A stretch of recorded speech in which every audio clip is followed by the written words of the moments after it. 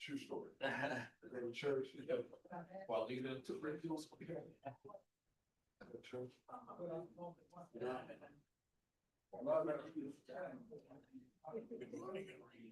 saying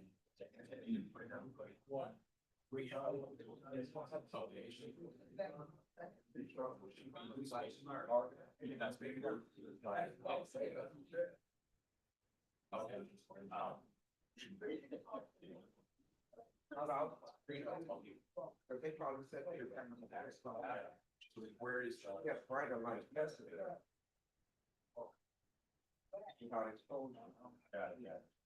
yes,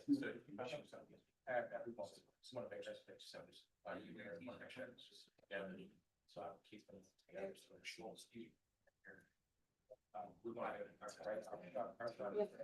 They we didn't turn our lights on when you came. You probably set your camera to these lights today, and I'm gonna have to have to overexpose the light.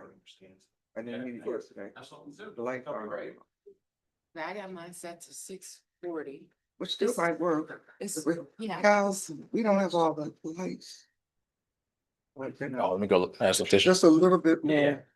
So we don't have, because otherwise it's. Mason. Manson.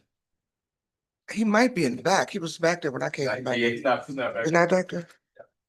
You can take a look at this file. and I'm see sure yours is what always, but these particular, yeah, they always. they give focus, right? Yeah, that's just. See, That's kind of what I'm seeing, but I think that, you know, a little bit more illuminated. And I'm afraid we get darker people. Absolutely. I don't want to overexpose. Doctor was saying, we see all these scenes as of right now, they're starting. to fly people. Let's just keep the frame tight. So I'm not seeing too many of these checks. does she know where the black people is? They're gonna be in the middle, and then a few, I think, are gonna be on the edge of the bucket. Or director. Well, I see by it. So actually, I think we have to do that. Change. I mean, you gotta ask about tonight then. Yeah, she's right there, but she's not. That's everything? It's my exposure. I got them all on the high level. Let me know if I need to go higher on the ISO, but it seems like it's. Yeah, that's good. Yeah, we just have to, because everyone's not arriving at the same time, which you gotta. Friend. No, it's great, thanks. All right, so as soon as Viola gets back to her camera and the teacher gets back to the camera, we'll sleep.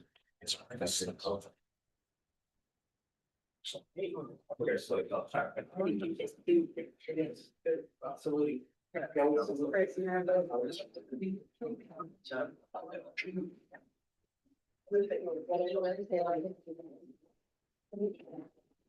Will you get something to the city? I know you.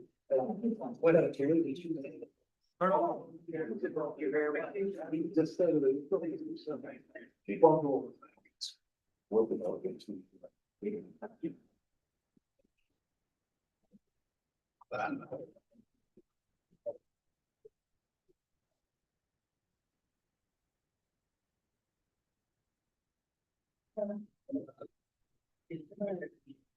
No.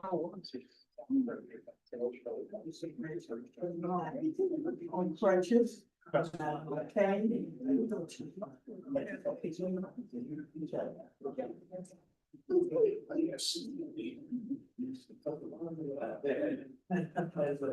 Just in case.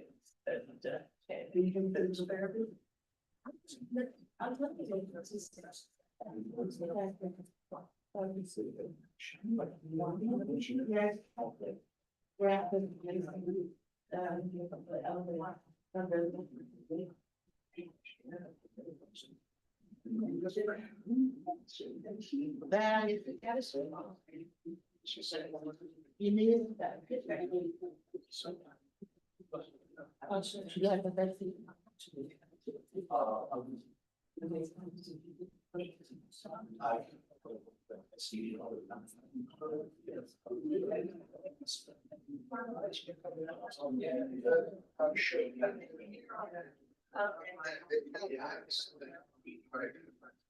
Good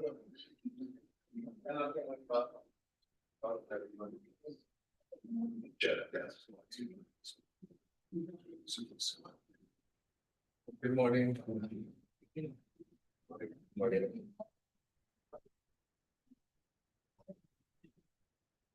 I have a problem.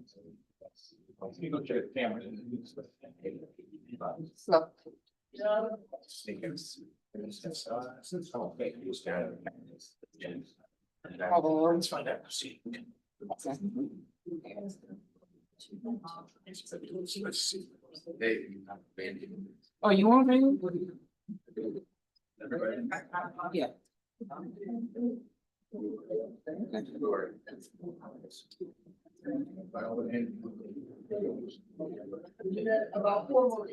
Who's my phone? You're saying the market.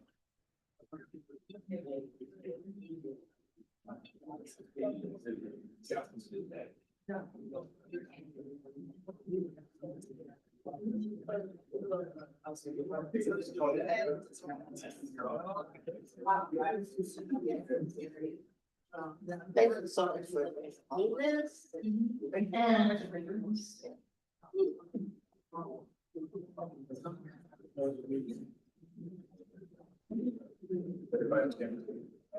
I'm not so.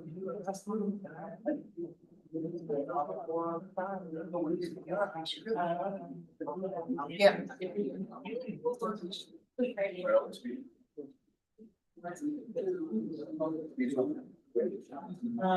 You want some water?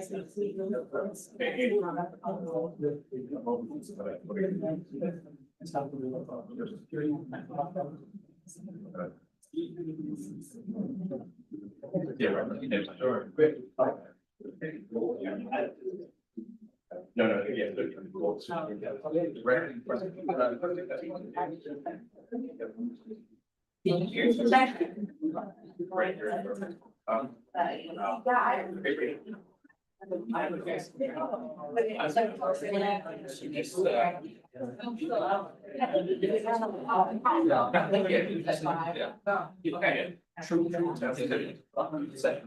Yeah, yeah.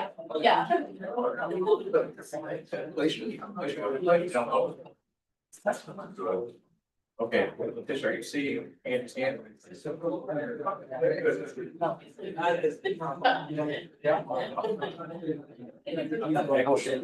Turn to your. Okay.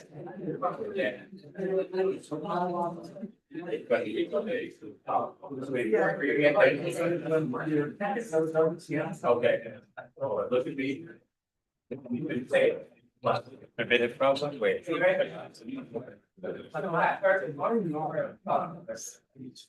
Same person that goes.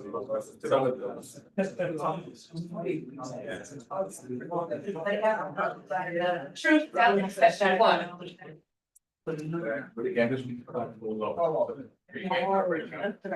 Yeah.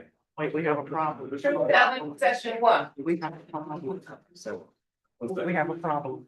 The young man look right here. He's in the camera.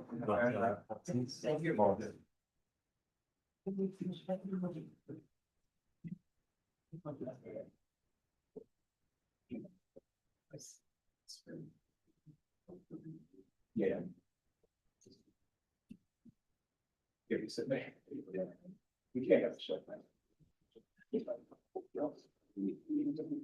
Oh.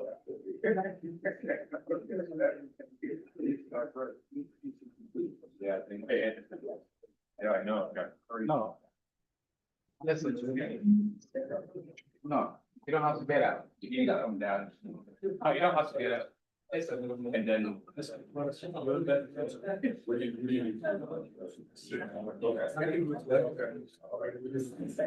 It's easier.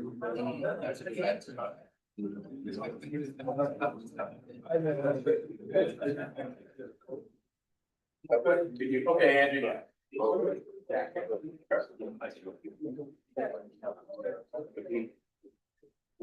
Truth telling session one. We're flat. So don't like that. Give me the light. Truth telling session one.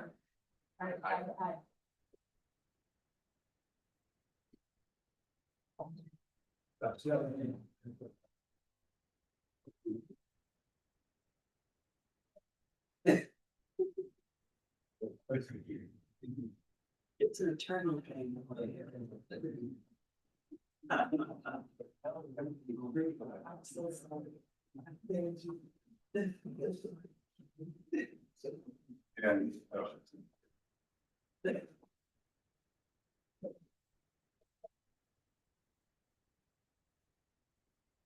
Good morning. Morning.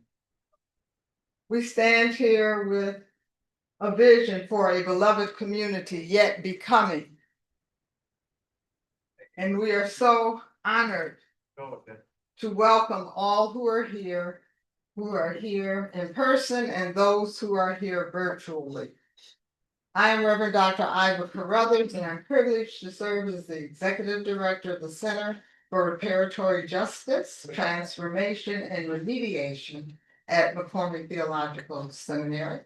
And I am also General Secretary Emerita of the Samuel DeWitt Proctor Conference.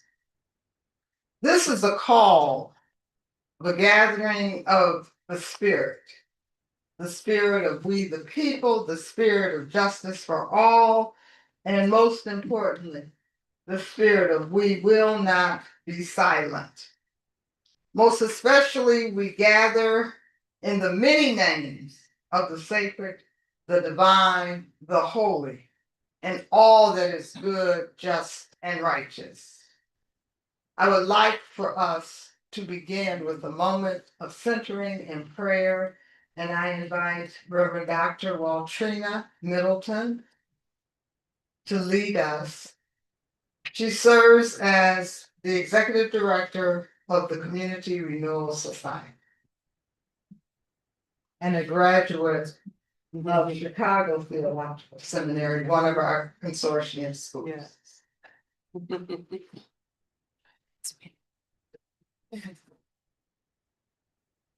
Shall we take a posture of prayer? For such a time as this, God, where white supremacist patriarchy threatens to take land by any means necessary, we acknowledge the sacred grounds upon which we gather. We honor the sacred disinherited people who were the first and indigenous to this land. For such a time as this, O God, when land is illegally occupied, natural resources are exploited, and its people are stolen, we acknowledge the stolen people of the Great Ma'afa forced into enslavement on this land. For such a time as this, O God, where we are global witnesses to genocide, cultural lynching, and global crimes against humanity, we call upon the great cloud of witnesses to offer us strength, courage, and faith to be the prophetic voices and witnesses in the wilderness today. For such a time as this, we call upon the God of the oppressed, the God of the disinherited, the God of love, the God of good, Renee Nicole Good, Silverio Gonzalez, the God of we, the restless, who still believe in freedom. Oh God, guide us in this place, in this work, in this great commission for such a time as this. In the wisdom of the old Negro spiritual, lead me, guide me along the way. For Lord, if you lead us, we cannot stray. For such a time as this we pray. Amen. Ashe.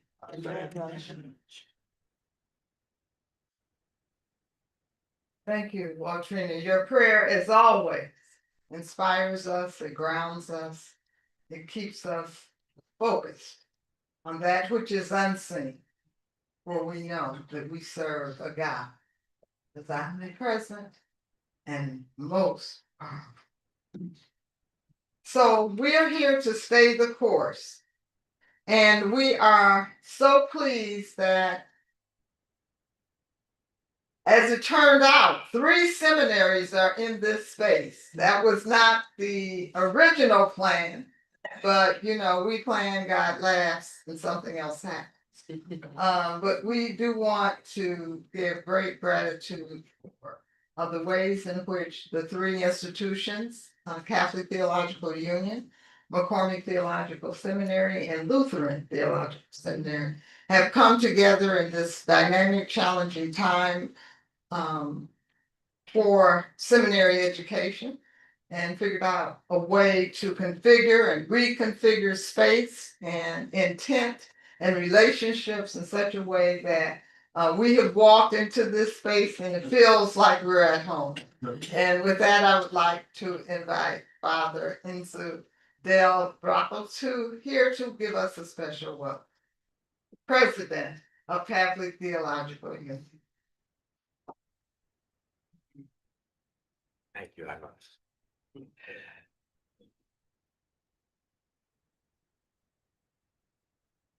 Good morning, everyone, and welcome. Welcome to Catholic Theological Union.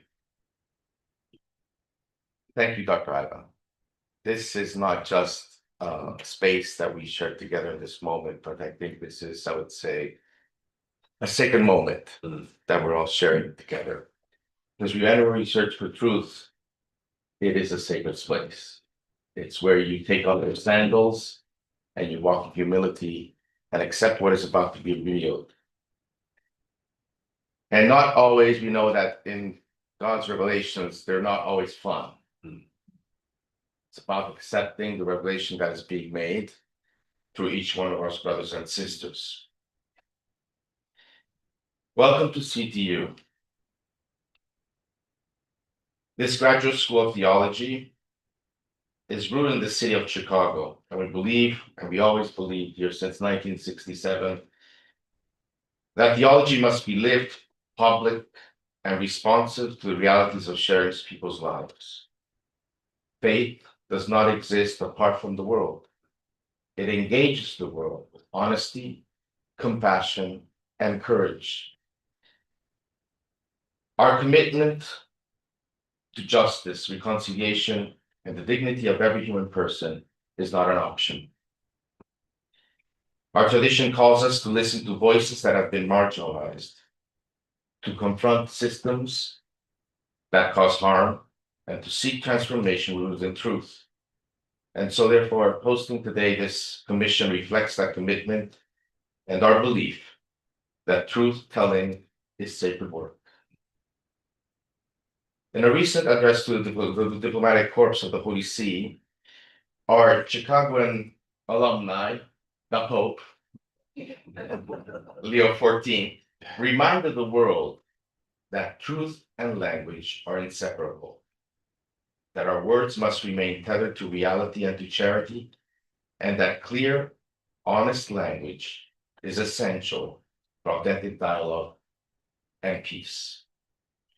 And in a world where words are sometimes twisted, weaponized, now lies have become alternative truths, the Pope calls us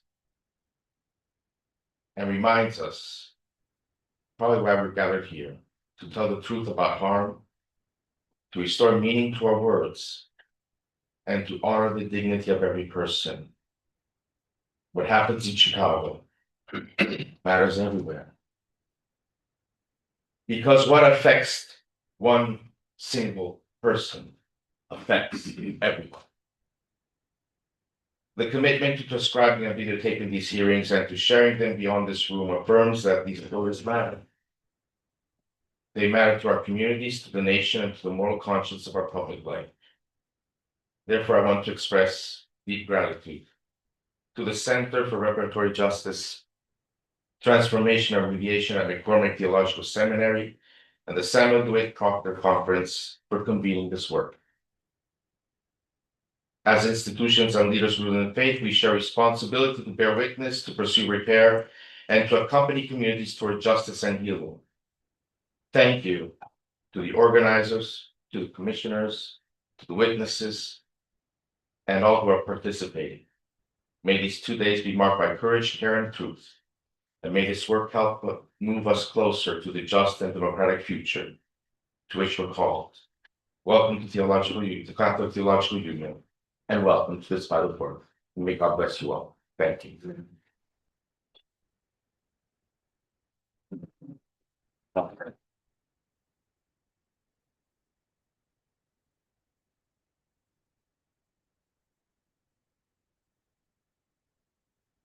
perfect timing, Reverend Dr. Rice.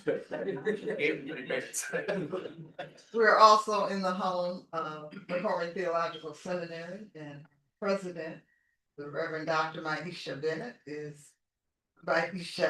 Handy is in a number of meetings today. She will be stopping through and in and by, and you will know her by her presence. But in the meantime, we have asked, and she has asked, that her special assistant, Reverend Dr. Derek Rice, welcome us.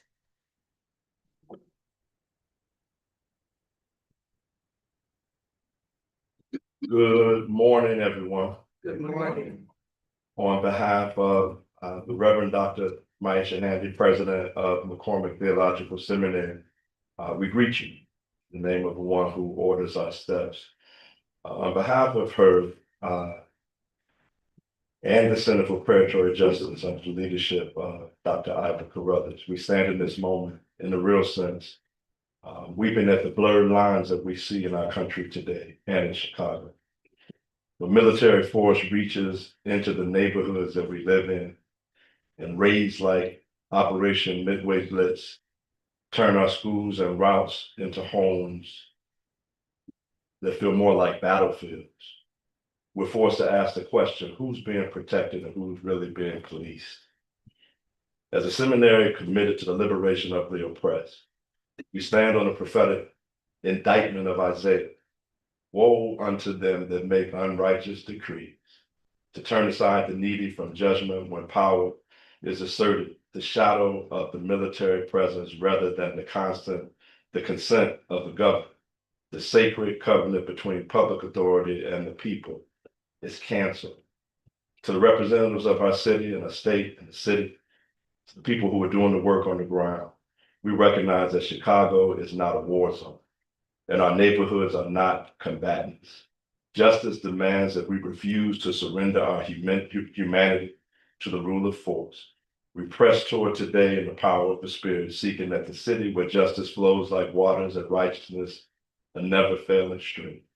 We ask that we remember that we're doing ministry today. We ask that our ancestors prayed for this day, and you are the answer to those prayers. Welcome to this Truth Telling Commission.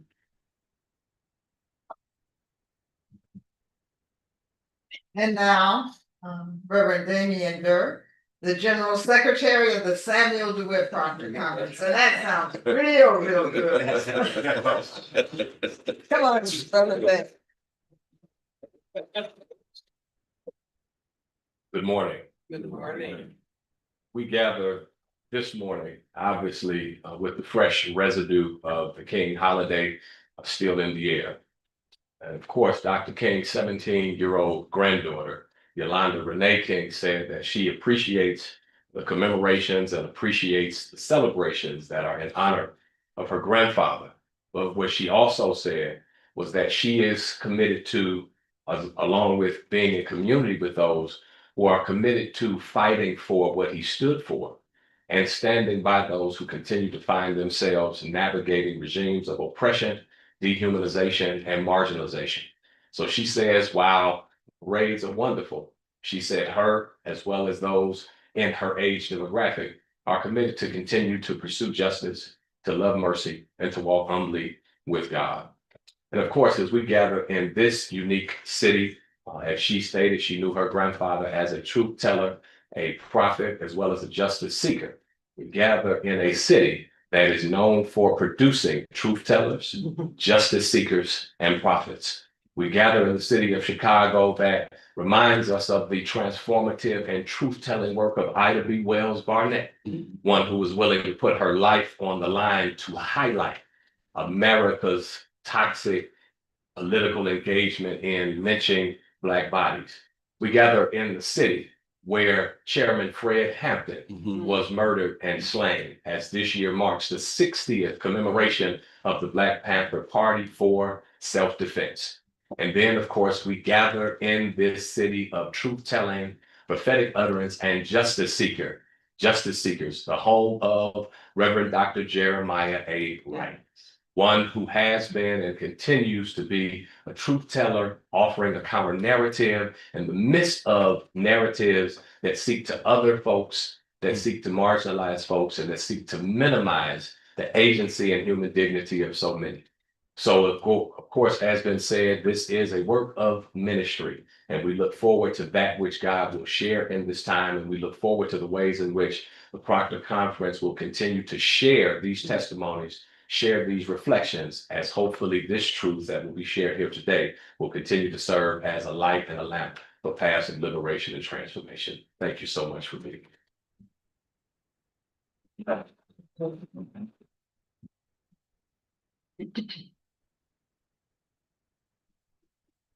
I want to pick up a bit on the spirit of the Reverend Dr. Martin Luther King, and there are many words of wisdom that we heard this past week.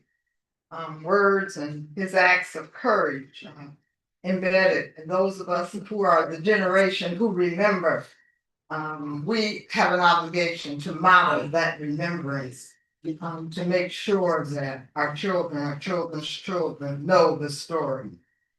I want us to especially remember his prophetic pronouncement that unless America had a values revolution, it would drown in the triple demons of materialism, militarism, and racism.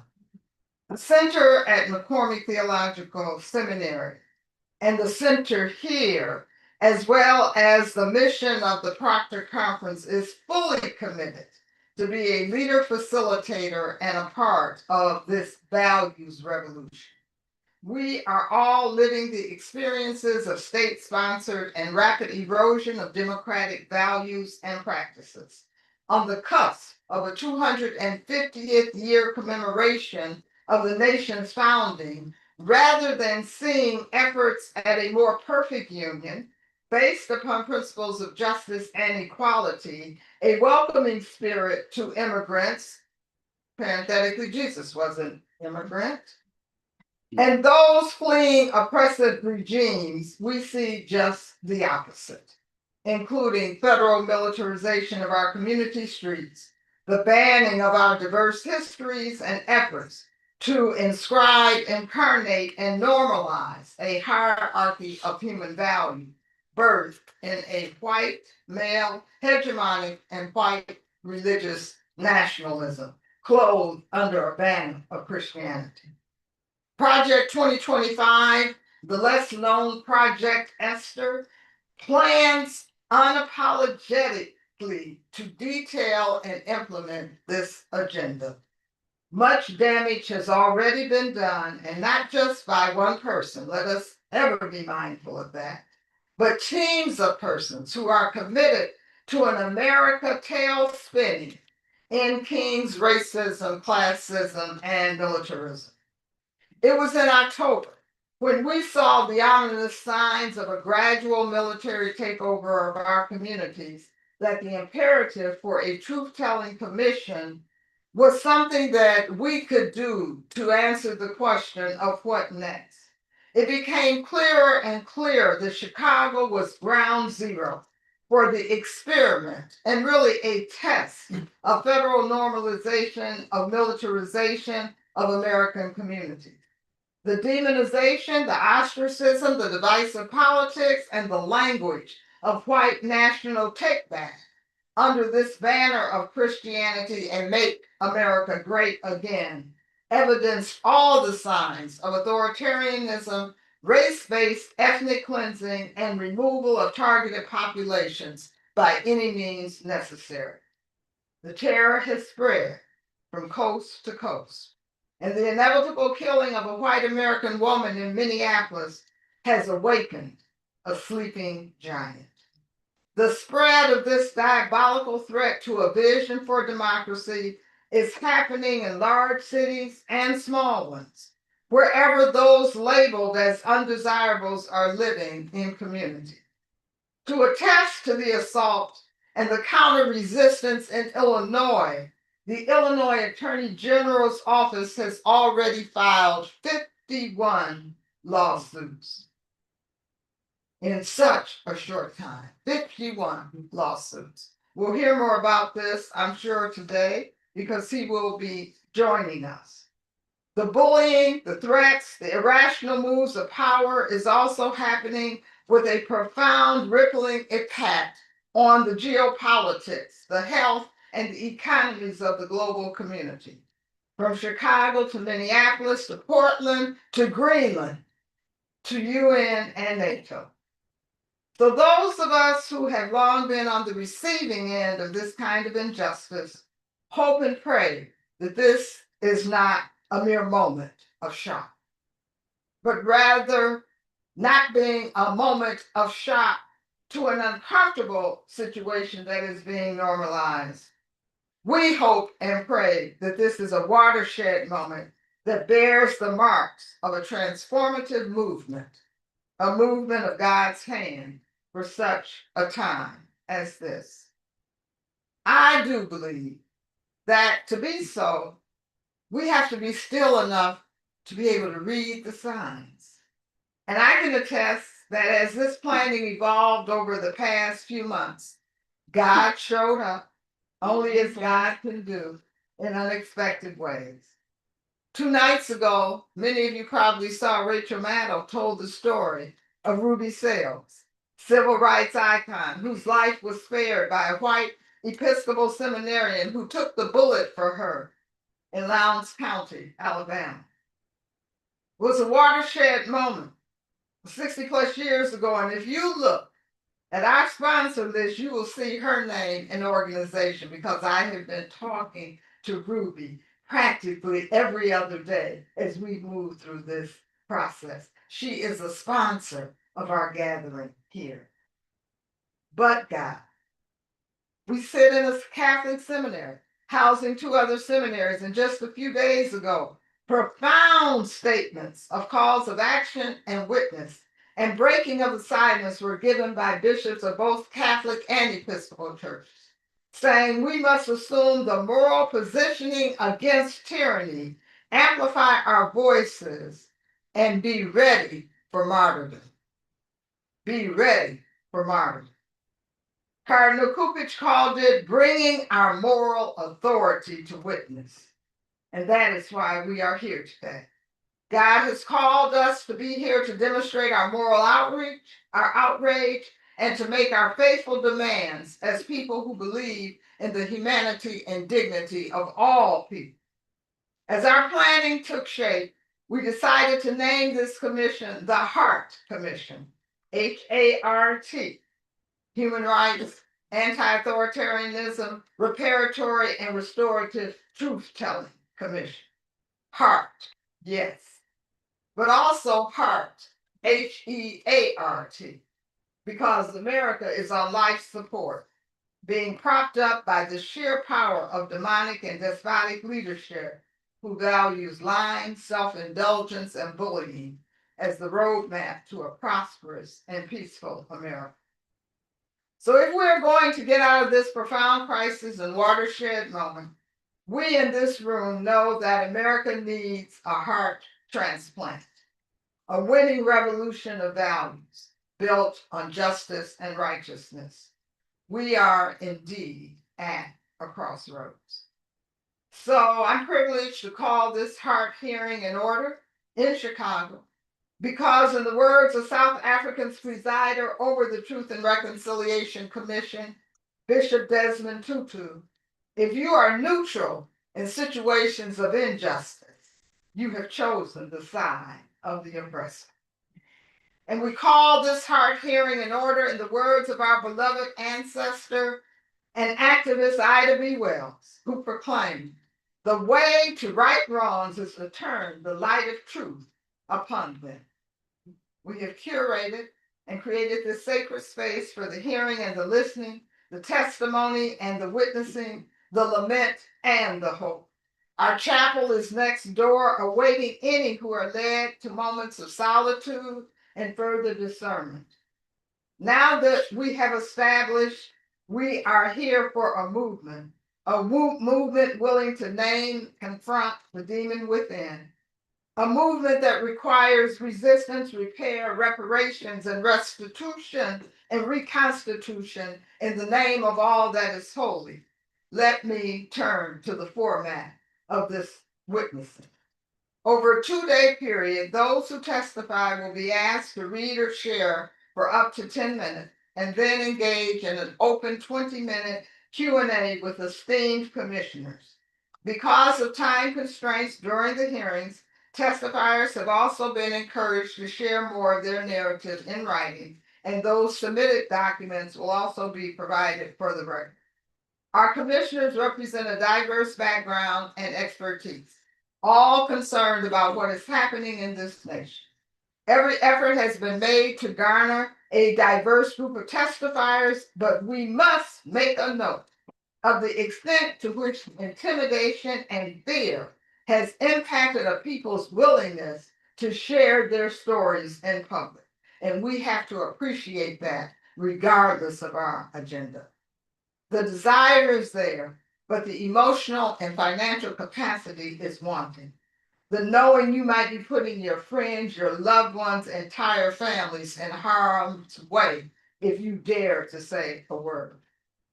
Being snatched out of cars and daycare centers, shot in cold blood has successfully triggered fear, xenophobia, and divisiveness.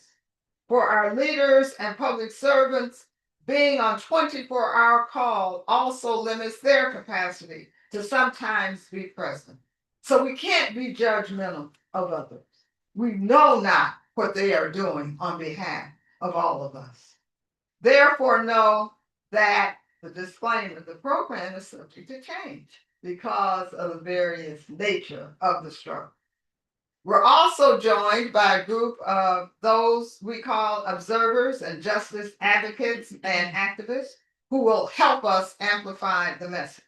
They represent a cross-section of organizations who are engaged in the struggle to preserve principles of democracy.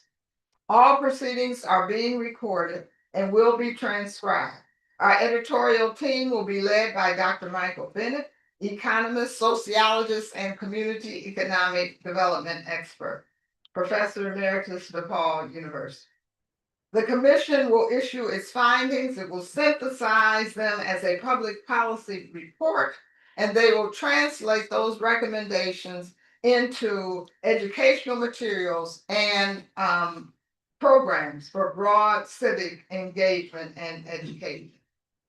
Now, before I take my seat, I want to officially acknowledge our donors, and the program partner, Nehemiah Trinity Rising, Ruby Sales and Spirit House, the reparations actions, and the Samuel DeWitt Proctor Conference. I want to acknowledge the seminaries and our commissioners for the time you have taken to support this, and certainly those who testify for the time they have taken to share their story. We have asked this morning that the Reverend Dr. Otis Moss III serve as the chair, the presiding chair of this morning panel, and he has agreed graciously to do so, though this was not unknown to him. We are expecting Teresa Cordova as well to join us, and there are some commissioners we invite you to please take your seats at the table now, who are presently in the audience. At the end of the day, we hope to be stronger because we know all of our humanity is dependent on our being able to see and acknowledge the humanity in others. May it be so. And now I turn it over to Dr. Reverend Otis Moss III, Senior Pastor of Trinity United Church of Christ and known all over the world.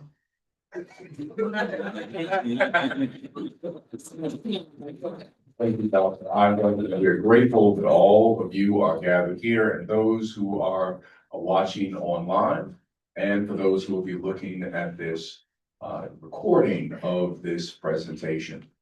At this point, we are going to have at this moment in our first testifier at this time. And I'm going to ask that Stacey Davis Gates would come forward at this moment.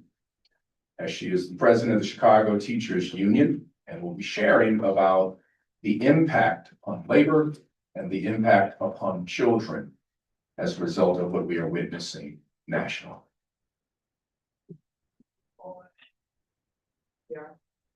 There you go. Thank you.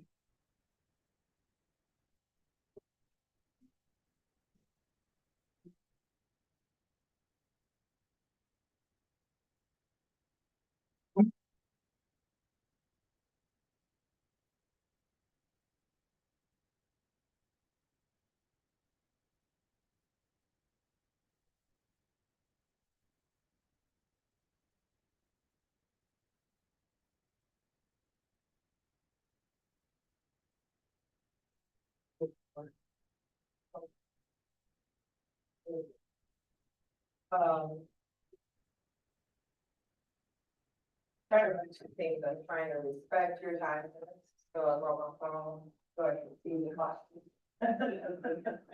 Cause I understand it.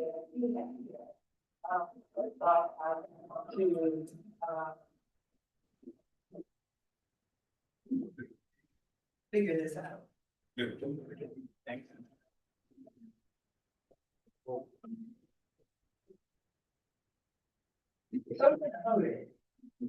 So good morning. Good morning. My name is Stacy Davis Gates. I am the president of the Illinois Federation of Teachers and the Chicago Teachers Union, where I represent over 100,000 high school, early childhood, and elementary school teachers, paraprofessionals who are school assistants, teacher assistants, school clerks, restorative justice coordinators, social workers, school counselors, school nurses, and other support staff. I want to acknowledge that I am honored to sit before all of you today to provide what I perceive as very valuable testimony. As a high school history teacher, it is the transcripts of convenings like these that help students that I have taught and students that are being taught in this moment, the parallels of this moment. I also want to acknowledge the fact that it feels very safe in a room with people who are believers and understand the power of belief and faith. It also feels good to be in a room with people who understand the significance of our history, our collective history in this world, but in particular in this country. So one thing that I'm going to do is hopefully ground my testimony in the parallels of this moment. And number one, I hear a lot of people speaking ahistorically about what we are experiencing in this moment. We are experiencing a very American debate that we have had every generation, quite frankly, in one form or another. The debate that we are currently engaged in this country feels more violent because it includes more people. But I would submit that the violence that is being felt across this country and across this world, quite frankly, is not just American, but it is a violence and a trauma that Black Chicagoans know very well. If you understand our history in this great city, you understand that Pullman Porters delivered a newspaper to places like Sunflower County, Mississippi, where my paternal branch is from, that encouraged their escape of Jim Crow, not fascism. We called it Jim Crow, we called it lynchings, we called it black codes, we called it literacy tests, we called it poll taxes, we called it convict leasing, terrorism, process, the Ku Klux Klan, sheriffs. When I think about Renee Good, I think about Viola Liuzzo from Detroit, a white woman murdered during the Selma campaign. But if we think that this is about Nazis and European fascism, we'll never understand both our responsibility to tell our stories and our responsibility to call people to something greater. And I would submit that it is more important, particularly in Chicago, now more than ever. Number one, because they told us that they will be back in the spring.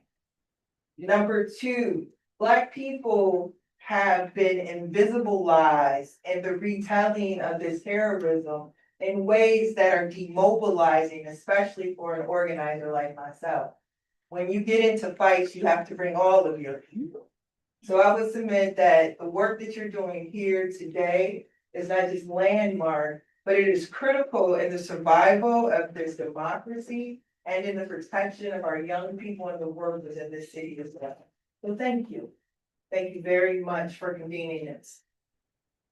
So my name is Stacy, and I'm a high school history teacher. And as a high school history teacher, I know that workers matter. Because workers have been very clear about how they leverage their labor in order to help create democracy and an expansion of that democracy. Because the democracy that we have now is a democracy that my enslaved ancestors created when they walked off of plantations during the Civil War. History, retold wrongly, tells us that the Emancipation Proclamation did that. But W.E.B. Du Bois and Black Reconstruction tells us that our ancestors left plantations and it crippled the Confederacy that we are being reminded of in this moment, right? They lost the means of production, so it broke their backs and disabled their forces. At the same time, enslaved Africans who walked off these plantations walked in onto Union armies, and they fought side by side with soldiers from the North to rejoin our country. But that isn't the story. The story is after the war, when these people, allied with white abolitionists, allied with Black abolitionists, and led by women, Harriet Tubman, these people put forth a demand of this country. And the demand was public education, public health, public housing. In fact, with the Freedmen's Bureau, the creation of it in the South, which housed all of these spaces, you also get your first DEI program. White women teach Black children in the South. You have to tell very powerfully how workers are important in this moment and how Black people are courage and our commitment to this idea of liberation and democracy is critical for our collective survival. Before you get ICE, you have John Burge on the south side of Chicago kidnapping Black men and separating them from their families and putting them in the prison industrial complex. We've had these occurrences before.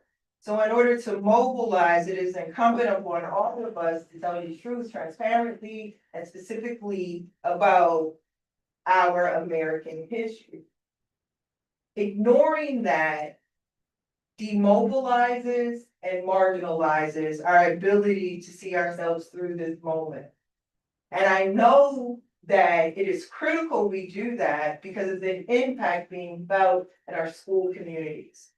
When Trump was president back in 2016, we began to see a decline of student attendance, especially in areas where Latinx families lived and in the immigrant communities, because in Chicago, immigrant communities also include Black people too, Asian people too. And so we began to understand the decline of that attendance. Families were scared. So when we went to the negotiating table in 2019, we took our students and those families, and we negotiated the sanctuary clause in our contract, which mirrors a lot of the language in the ordinance that has been passed and implemented and enforced, I might add, in the city. What that helped us to do was to create capacity within a very big bureaucracy to train people on their rights and how they exercise those rights to protect young people, right? We use our collective bargaining agreement to create the capacity to protect people. What has ensued thereafter is something that I think is worth noting. We have sanctuary teams in our school communities. People are trained to figure this out. And yet, we still have families that have to create walking school buses to get children back and forth.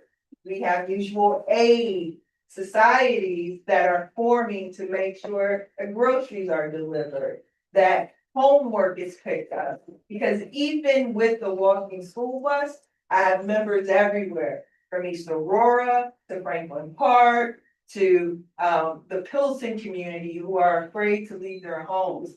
It is the coalitions, the sanctuary teams that help to make it a little bit better. What does that mean? It means when these people come back, that my members at Funston Elementary School who were tear gassed, my members at Washington High School who were tear gassed, are going to have to figure out how to do two things: educate our children, support their families, and try to keep everyone safe. And I would submit that that might be impossible if we don't figure out how to organize ourselves, not to brace for impact, not to hold each other after we see images of children zip tied outside an apartment in the South Shore neighborhood, but to figure out how to resist. And I would submit that workers are going to be key to that. And in order for that to work, the education of this moment has to be retold in the dimension in which we've experienced it. So you're gonna need teachers and unions to make that work. So we're willing as partners to do a few things: invite you into our work and keeping young people and their families tethered, connected, and supported in the school dynamic. And two, as workers, create the leverage and the opportunity to do what our ancestors did and to secure and expand democracy. You don't get the 13th, the 14th, or the 15th Amendments without their power, without their organizing. And I have to reiterate that that work was done in coalition, that was multi-generational, and that was multiracial, and that was also led by women. So for as much as this is a retelling, they tear gas folks, our attendance goes down. Children come to school traumatized, much like the trauma that we've experienced with Black children who wanted cops out of CPS. Because the research says better attendance, safer experiences, parallels. So we want restorative justice coordinators and social workers and nurses.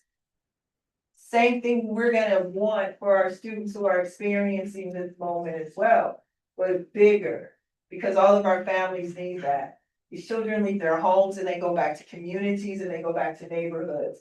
These communities have been traumatized. So we're just calling on you to do a few things with us. Join us in sanctuary at your local neighborhood school. Number two, invite our workers to participate in the strategies and in the policy creation of how we survive and expand and get over this moment, right? Expand to justice, but get over the injustice, just to be clear. And then finally, how do we together resist? It is not enough to wipe tears.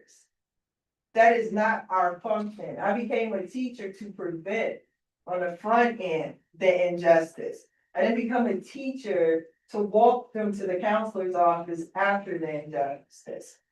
So I invite everyone here and in this city to think about what it means to shut our city down from injustice and tyranny. I'll take questions now, thank you. Thank you very much. We're going to open it up to our commissioners for the questions at this time. Thank you.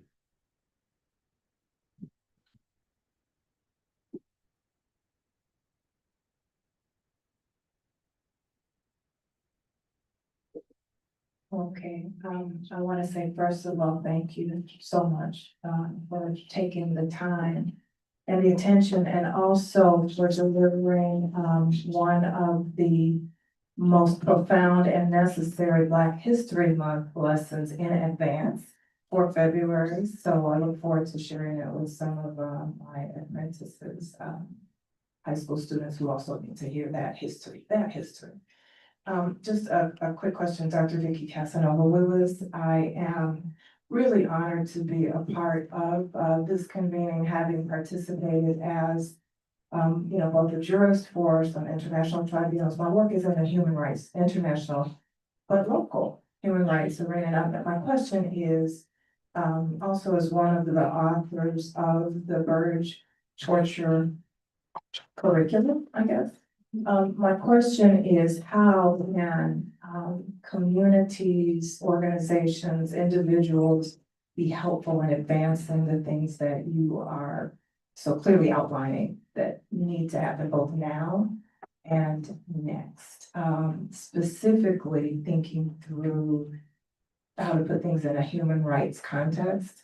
As we are helping redefine things for us and the position you're doing and talking about the sanctuary city work, which can be extended to really understand human rights cities and remedies as well. So I'm just wondering how, in a tangible way, if you have thought through, or certainly teachers, members of your walking school bus, I love and work, have thought through how we can both protect, but also continue to move forward at all ages to prevent the backlash that continues to grow. Thank you. Great question. First off, thank you for your work on the commission. We negotiated the reparations one curriculum into our contract. And we fortified that, well, that was, I think the 16 contract. And then in 25 last year, we codified it with academic freedom. I would submit that that is a difficult curriculum to get into some of our classrooms. And especially in the classrooms in the parts of the city that are suffering the most right now. Those are neighborhoods that have a strong first responder residency. And many times that curriculum is wrongly characterized as anti-first responder, instead of a lesson of how we don't repeat the past. And I would submit that having some sort of support, roundly spoken about that curriculum and how it is tied to this moment. As you know, we have a school board that is half elected, half appointed. And I know that the mayor of Chicago will be here. These are all things that we get to push on those elected leaders as well. And we'll continue to push that. But in terms of resetting this, I think that there are a number of educators right now. Teachers for Social Justice comes to mind right now about how they are creating opportunities for professional development and curriculum curation to educators to meet this moment. That curriculum is often connected. We do something very similar in our professional development wing of our union. It is called the Quest Center, but where we are trying to create more culturally competent educators in this moment is really screaming for more capacity. I hope that was responsive. Thank you.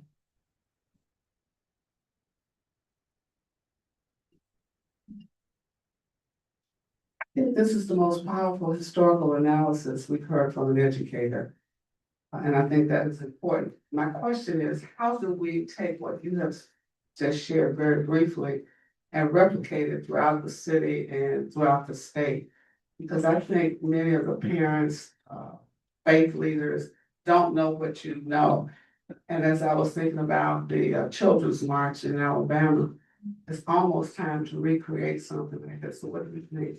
How can we help you do what you're trying to do across the state? Well, I think it's coalition. I believe very strongly in the power of those. They are very difficult to participate in and absolutely necessary. One, you as a commission should give directives. I am a firm believer in giving out homework. You should tell the Illinois Federation of Teachers and the Chicago Teachers Union to create a curriculum that responds to this moment and that connects it to the local histories throughout Illinois.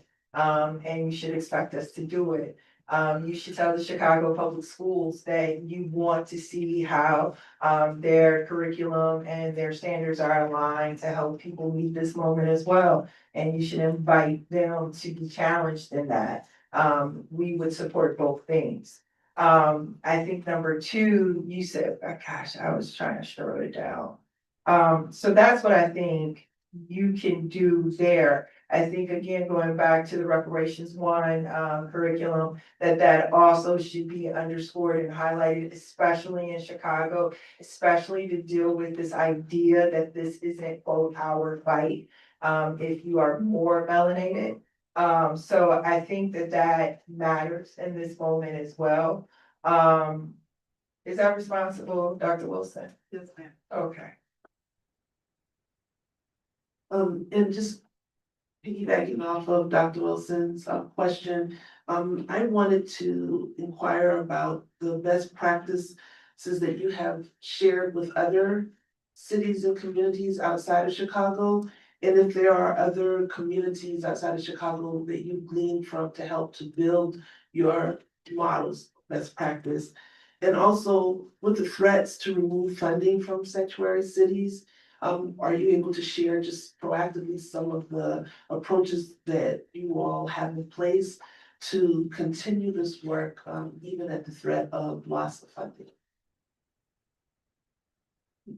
I remember, and your question does speak to it. So, Dr. Middleton, what I would tell you is number one, we're going to have to figure out what the coalition is to meet them at the airport. I don't know how to deal with a bully, both as a student and a teacher. It was the same experience. As a student, you can't keep stepping on my foot and you can't keep pushing me around. So I have to respond to that. And the response rightly has to escalate. Number two, I think it is important for us to understand that it has to be every sector and it has to be everyone. And then we also have to understand the history of it. One of the things that Reverend Jackson has been very good about retelling that lives in me is that when they went from place to place, the room was smaller than this. Everything wasn't Selma. Everything wasn't Washington. There were smaller spaces, and so we have to become comfortable with the reality of what resistance does look like in dimension. That there are big moments, but there are many more moments, and this is a moment. And the meetings and the classrooms that we go to next will be a moment. Invite us to your pulpits, invite us to your organization. And I'm not just saying the people who are elected to lead these unions, but the people who are blessed to teach our children. Invite them and hear their stories. Invite them to your pulpits. Invite them to your meetings and communities. Because what they will tell you is that this is the hardest that they have had to deal with. Because not only do they need their union contract to protect them to get the wages and the benefits and the common good, but their jobs. Because they are in the crosshairs of this First Amendment debate we're in again in this country. And that's not just in Texas, that's also in the Chicago public schools, make no mistake. I deal with these issues. And so reaffirming our commitment of academic freedom for people to call a thing is another thing that we're gonna have to do together because teachers are up under it. and the trauma of right now and how you live it as an individual and deal with it as a worker and also deal with it as a leader, as a nurturer and as an instructor, the complexity of that is heavy.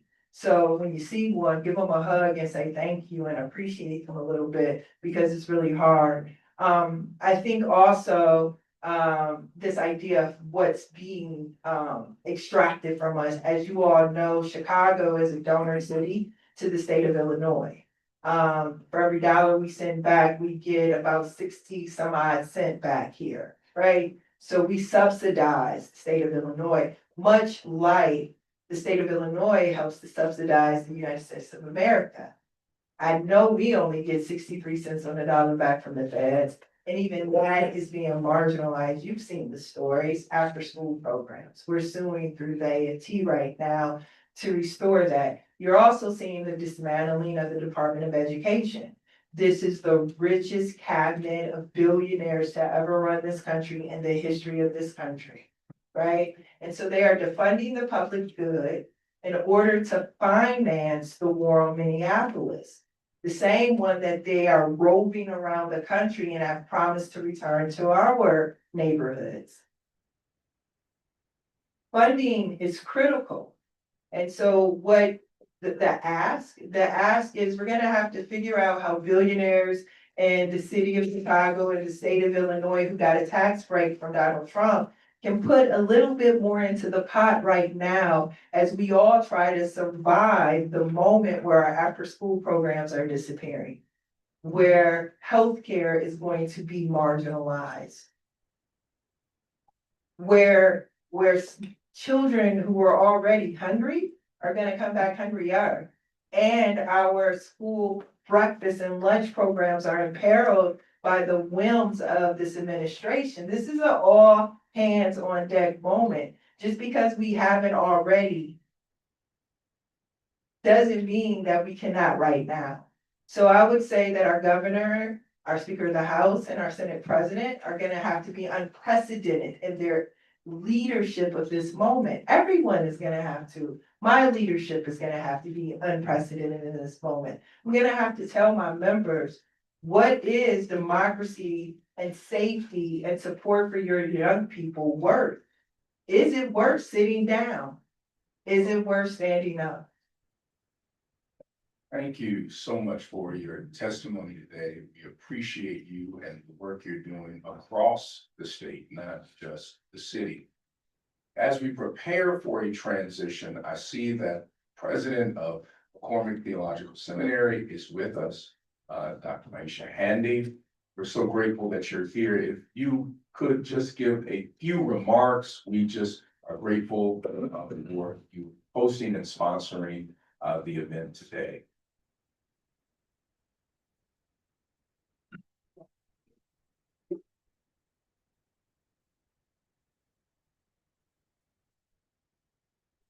Good morning. So good to see all of you on today. Thank you for being here. Thank you for your patience with my schedule. I'm gonna have to be in and out today. Dr. Iva, who we affectionately call Mama Iva, has known this for a while and was willing to accommodate my schedule. I can't say enough. First of all, welcome. I know you've been welcomed already by Reverend Dr. Derek Grace.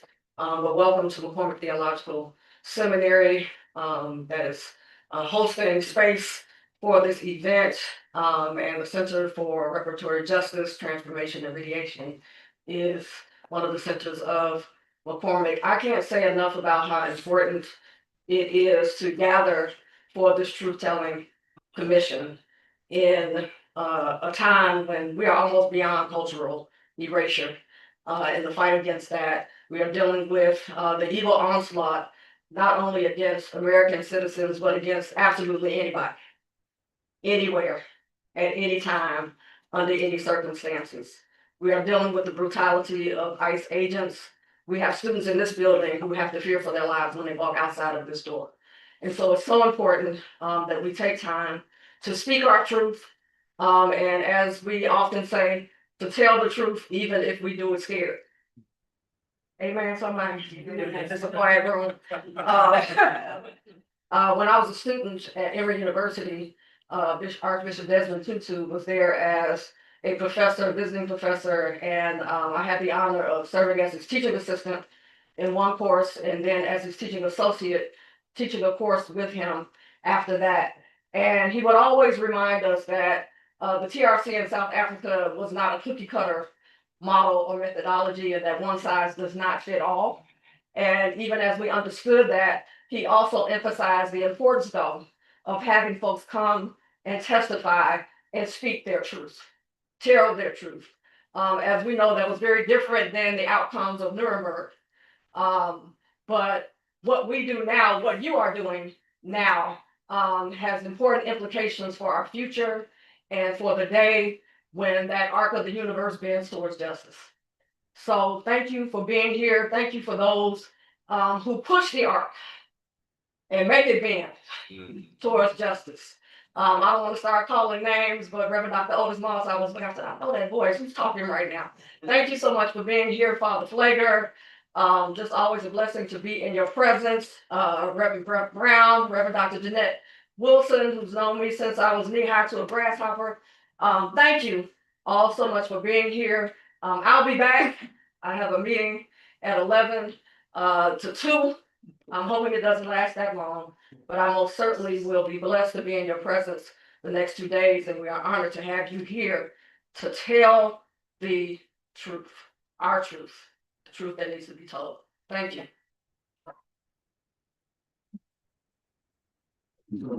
Andy, we're going to take a 5-minute transition break so that we can prepare for our next testifier at this time. If you need to take a bio break, you can run, we'll come back. You got 5 minutes. We're going to start again.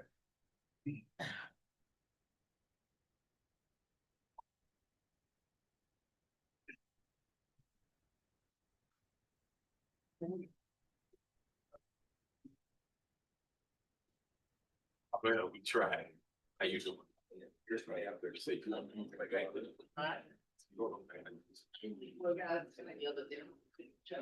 Yeah, this guy, please, this is long. I can take care of yourself. The neighbor says.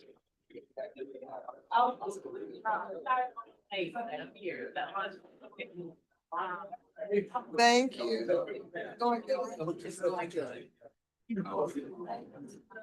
And you go straight from the conference, straight into then going to our saying of this.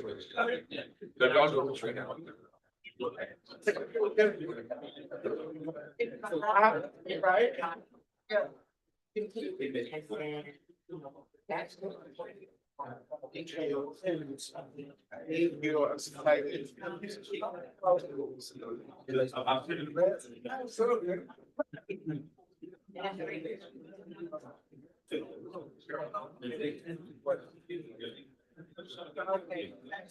That's why I'm taking. Oh, yeah, I'm taking and through here. You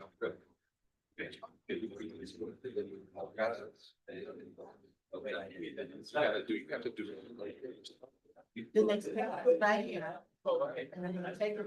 I have any different. Oh, he's.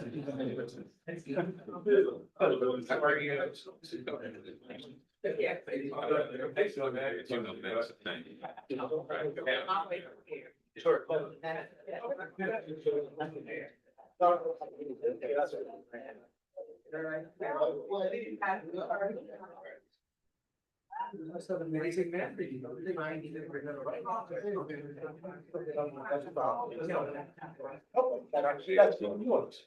I get to have a post.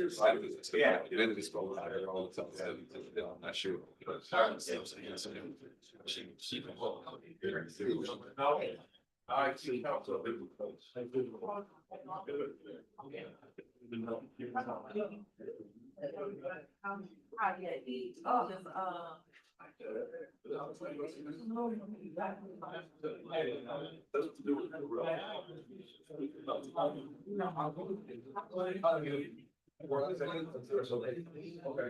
Yes, sir. This over. This. Yeah, I heard me talk about. Yes. And celebrations and profit is. Fair, so this is a profit, you know, you heard me talk about, this is about the trailblazing leader, a law coalition. So, you know, so these things, and he is an extraordinary preacher, teacher. Keyboard United Church right now. I was listening to how are you doing? I'm pleasant to meet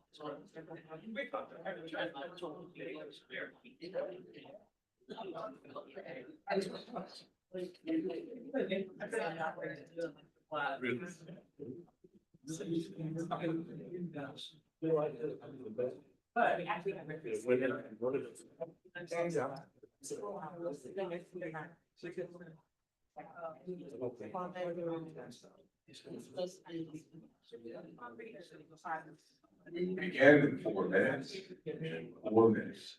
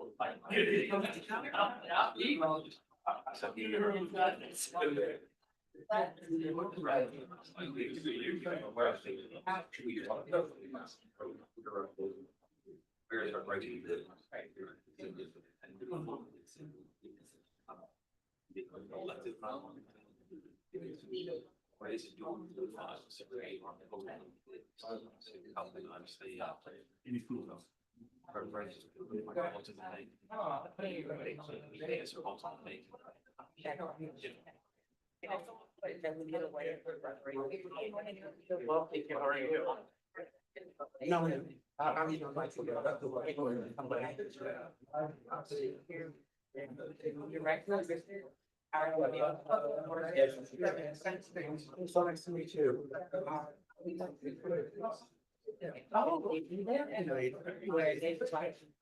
So we are on the stage now. Right on that. Yeah.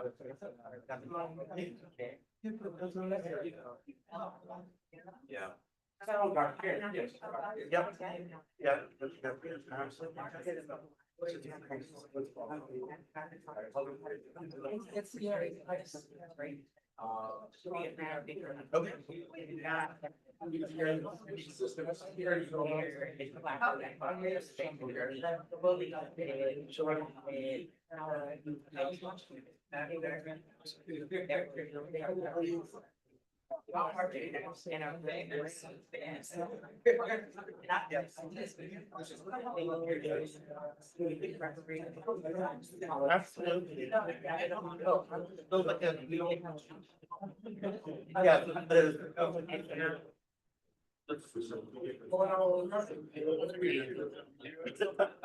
Oh, real? I thought it was such a pleasure to meet you.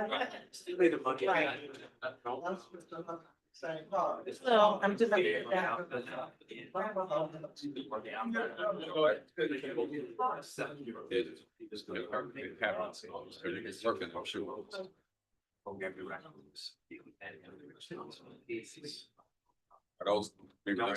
go ahead and slate.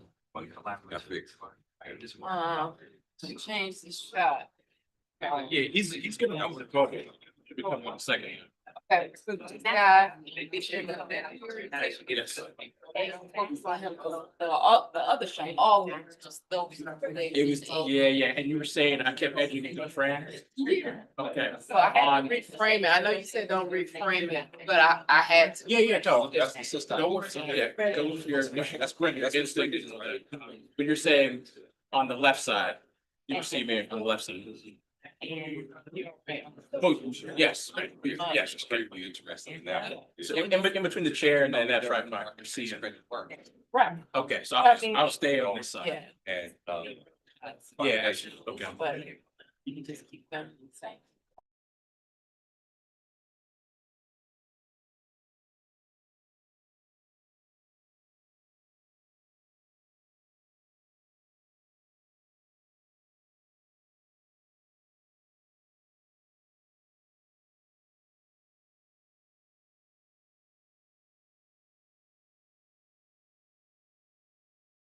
Again, we are going to ask for our second testifier to come forward. Bishop John Michael Del Rio, you come forward by Bishop and bring forward a testimony at this time. John, thank you for joining us.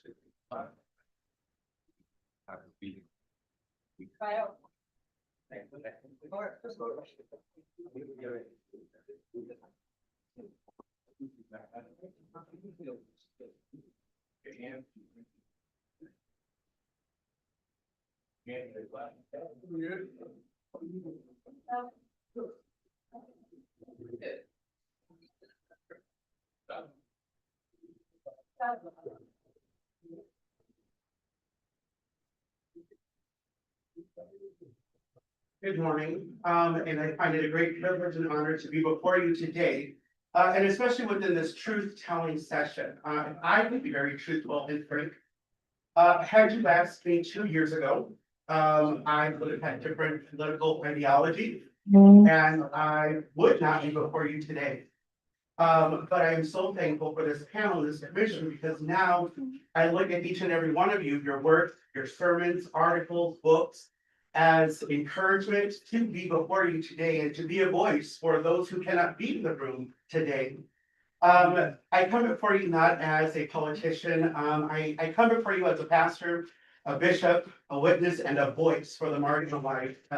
And what is happening right before our very own eyes. I cannot tell anybody else's story, but I can tell you what I have seen with my own eyes. I can tell you the stories that I have heard with my very own ears. And I want to first begin where truth hit me. I'm a former educator, Spanish teacher, high school. And when things began to happen with rhetoric of mass deportations and stuff like that, if I could be very frank, I ignored it. I said that could never happen. We're the United States of America. That could never happen in our country. And so we blew it up. We saw it happening in California. Blew it up. It's not happening here. We saw it happening in Texas. That's over there. That's not here. Until it came knocking in on our door. I had an advanced Spanish class of 5 students. And they were all native Spanish speakers with parents who were immigrants. And that morning, the students were not their usual high school energy self in that class. And I finally said, guys, what's happening? What's going on? What's up? What's wrong?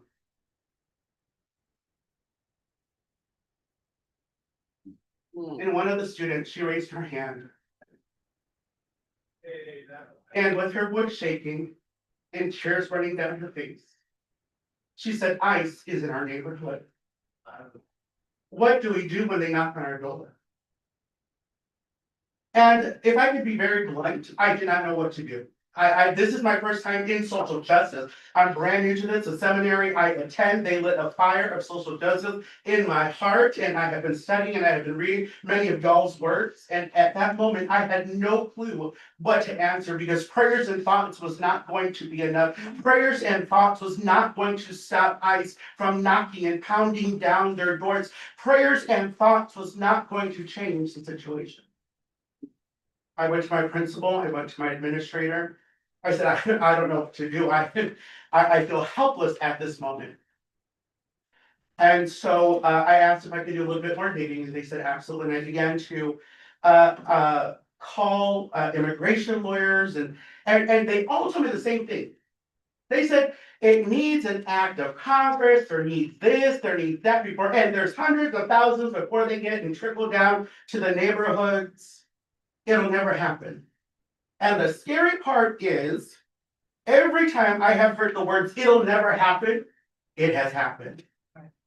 Now, we are at a point of this pinnacle moment in our government. You see, what struck me and what breaks my heart about the situation is those students I'm talking about, they weren't worried about themselves. They were not being selfish and worried. They heard conversations they were not supposed to hear. What were those conversations? Parents, as they were cooking, making survival plans for what were to happen. They didn't realize the children were hearing it, but they did. And so they came into my classroom. They didn't have questions of, what am I going to wear to prom? They didn't have questions of, what movie am I going to see next week? Their questions were, what am I going to do if mom doesn't come home? Their questions were, what am I going to do if dad is stopped on our way to church? Their questions are, what if I get home and there's no one there to watch over myself and my little siblings? Who will cook? Who will clean? And I wish the next point I was exaggerating. I wish I was making it up for rhetoric purposes. But do you know what happened? Those students, those families had bags packed and ready. They weren't bags of sports equipment. They weren't bags of things ready for a trip, a weekend trip. They weren't for fun. They were emergency bags just in case. Just in case someone was detained. Just in case someone didn't get to make it home. Just in case their lives were torn apart right before supper was served. The children I'm talking to you about, they're not reckless kids. Those 5 had over 30 college credit hours before they even graduated high school. These are not troubled students, but these children are learning fear before they learn hope. These families I'm talking about, they're not criminals. They're not drug dealers. They're cooks. They're janitors. They're caregivers. They're landscapers, they're factory workers, they're church goers, and these parents, they wake up early, they work hard all day, they work long hours, they work in rough conditions, they even pay their taxes, and they come home tired, but proud because of an honest day's work. They believed in the promise of this country. They came not to take, but to build. I am what you see before you. When I was born, my father was working in a field. My mom called my aunts to take her to the hospital, and while my uncle went to the field to go look for my dad to let him know that his incredibly handsome son was being born. Okay, that's a little too hard to laugh, y'all. Just let me. But that son of a migrant worker, I hold a PhD. I'm working on a second master's to work on a second PhD in Latine liberation theology. All right. And they came to build. And yet we have turned them into political pawns. Funny, isn't it? We celebrate Taco Tuesday, Margarita Monday, but wait until the restaurant is about to close and detain the same exact people that just served us. We benefit from their labor, but we refuse to see them as people. This is not justice. This is hypocrisy. And it's so interesting. I was at a pizzeria, one of the well-known pizza places here in town, and I was sitting there with a dear friend of mine who was visiting me from Mexico, known for many, many years, and I have never in my life been afraid to speak Spanish. And because he was from Mexico, we were there talking, eating the pepperoni pizza that had just come out, and we were just talking and celebrating, excuse me, life. And then something happened that I thought would never happen. ICE came around the corner from where they were eating it in the same establishment. My heart sank. He was talking to me. I said, shut up and stop talking. He said, what is wrong with you? I said, get up and let's go. Well, that was fear that gripped your heart. Yes, it sure was. Because now I fit the profile. He fit the profile of who they were looking for. They were, even though they were not there for enforcement and they were there to just eat, in that moment, fear entered my heart in a way I wish I could explain it to you. My stomach dropped. My chest began to grow tight. And it was because I didn't know what could happen. I didn't know if staying seated was safe. Nothing happened, thank God. But something had already been taken from me.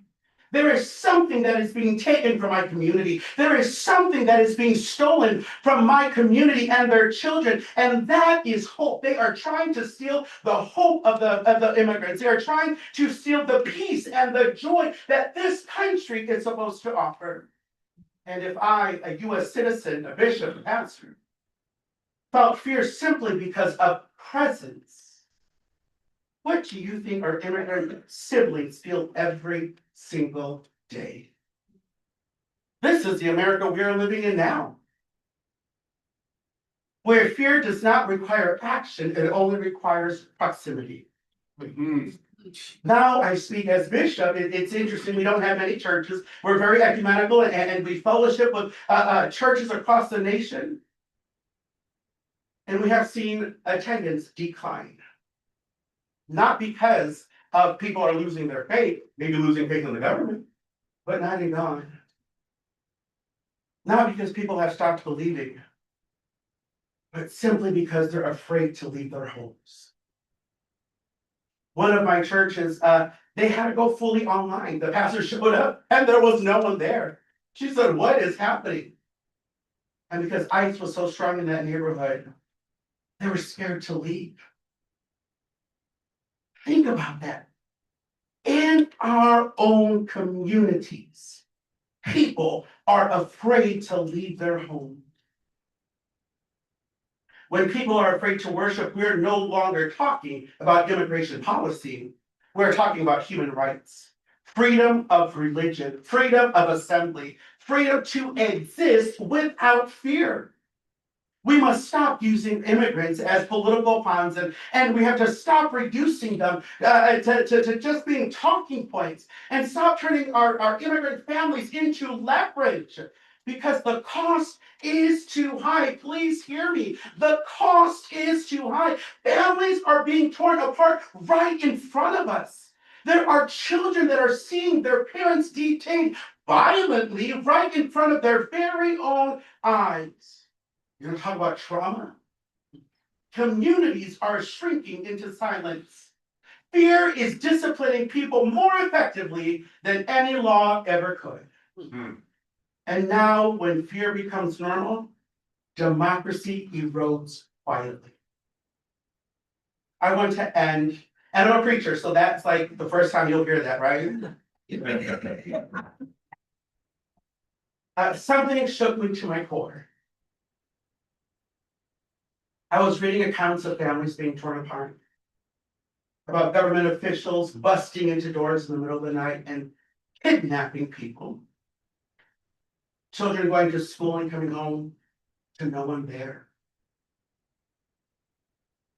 And I thought, poof, mother's gone, father's taken, no warning, no goodbye, no closure.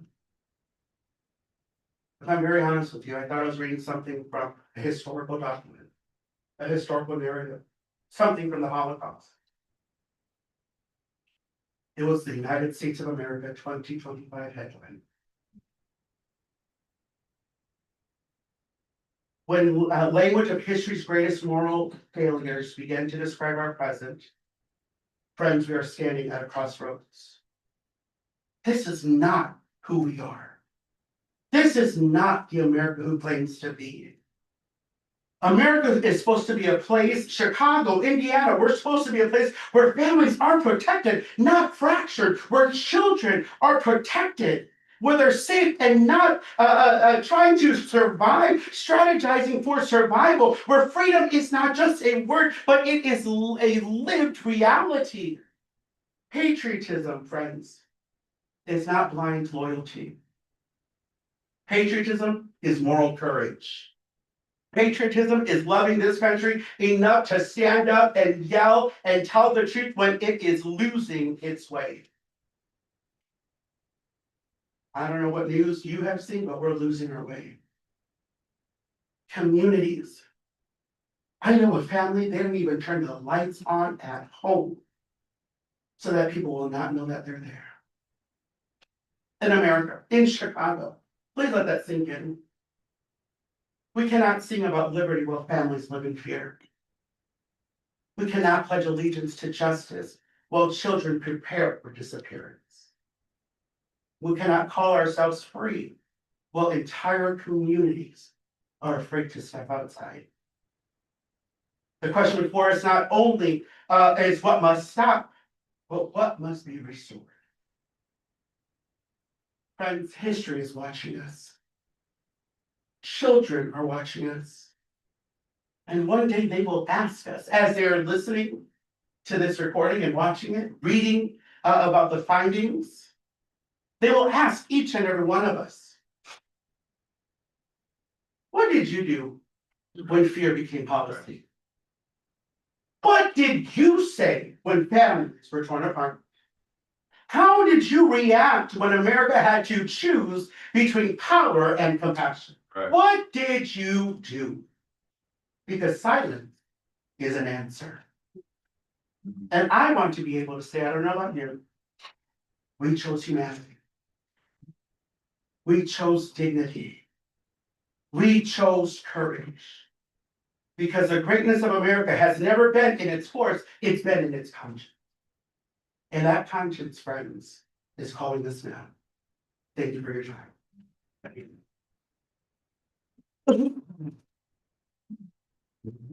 Thank you for your powerful and passionate testimony that many people will be hearing. And I hope that many students in seminary will hear your testimony that you did something amazing. I think this was you dropped a mixtape. Thank you for the beats of liberation that you were playing today. Reverend Waltrina will be bringing the question from our commission, and then we will open it up to the floor. Thank you so much. I echo those sentiments. We're very grateful for your presence and all that you've shared. My question actually will begin with the last question you raised. What must we do to restore what was stolen? When you started your testimony, you spoke of the stories that you could tell. And then you also gave an illustration of having to stop speaking Spanish out of fear of being profiled. And you lifted up the protracted trauma of the communities that are being targeted. And so I'm curious about strategy for cultural preservation as an act of resistance. When we have so many stories that are being hidden and untold, when we have many aspects of cultural practices being threatened. Hearing your testimony brought to mind the narrative of indigenous communities here in the United States where they were forced to change their names, stop speaking their languages, stop wearing their traditional attire out of fear. It's like so with those who were enslaved and forced into labor here, lose your language, lose your religion. And so reclaiming that has been an act of resistance for these communities. So can you share a little bit about what must be restored from the location of cultural preservation as an act of resistance? Sure. And I appreciate that question. It's so interesting when it comes to the Latin community, because it has been a battle, if you will, with the language. And I was just reading an article on resistance and how restoring that cultural fully, right, to its pureness in what it was, because from the colonizer, there have been a lot of things that have mixed in. Even now, usually, if it was not below zero outside, I have even stopped within my own practice of using a regular shoe, but I've gone back to the indigenous in Mexico, we call them huarache. They're specific sandals that are used because of it is now trying to take away the demonization of what was pronounced over the indigenous by the colonizer. So even with that, when I was, as I had mentioned, even within our services, my church, we are fully bilingual. Our service is simultaneously in English and in Spanish.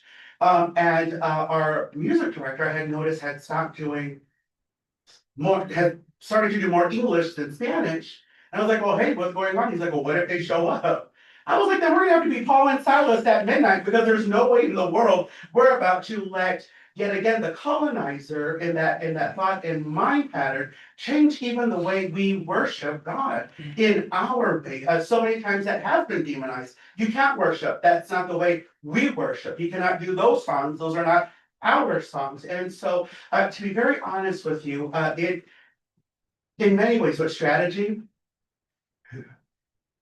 with this whole administration, I could have a strategy, and just by one executive order, I gotta go back to the drawing board, because things that I thought would never happen. I have a great aunt who is 94 years old, and she said, I am seeing things I never thought I would see again. And that was the moment where, it's making people still feel comfortable in that language. Because I have colleagues and parishioners, they won't, when they go out into public, they won't speak Spanish. They'll point, they'll text their children. And we've been trying to work in that way to make them feel safe and comfortable, even within cultural boundaries to celebrate who we are. I think that's the greatest thing of America. I think that's the greatest thing of Chicago. Just last week, I was in a little village on a Friday night where there should have been vendors and so many things, and it was a ghost town. I mean, we went to our favorite taco place, and I got a parking spot right away, and that is a miracle where we usually go. You gotta drive around and pray that they don't find you and put a boot on your car, but that's what we've been trying to do.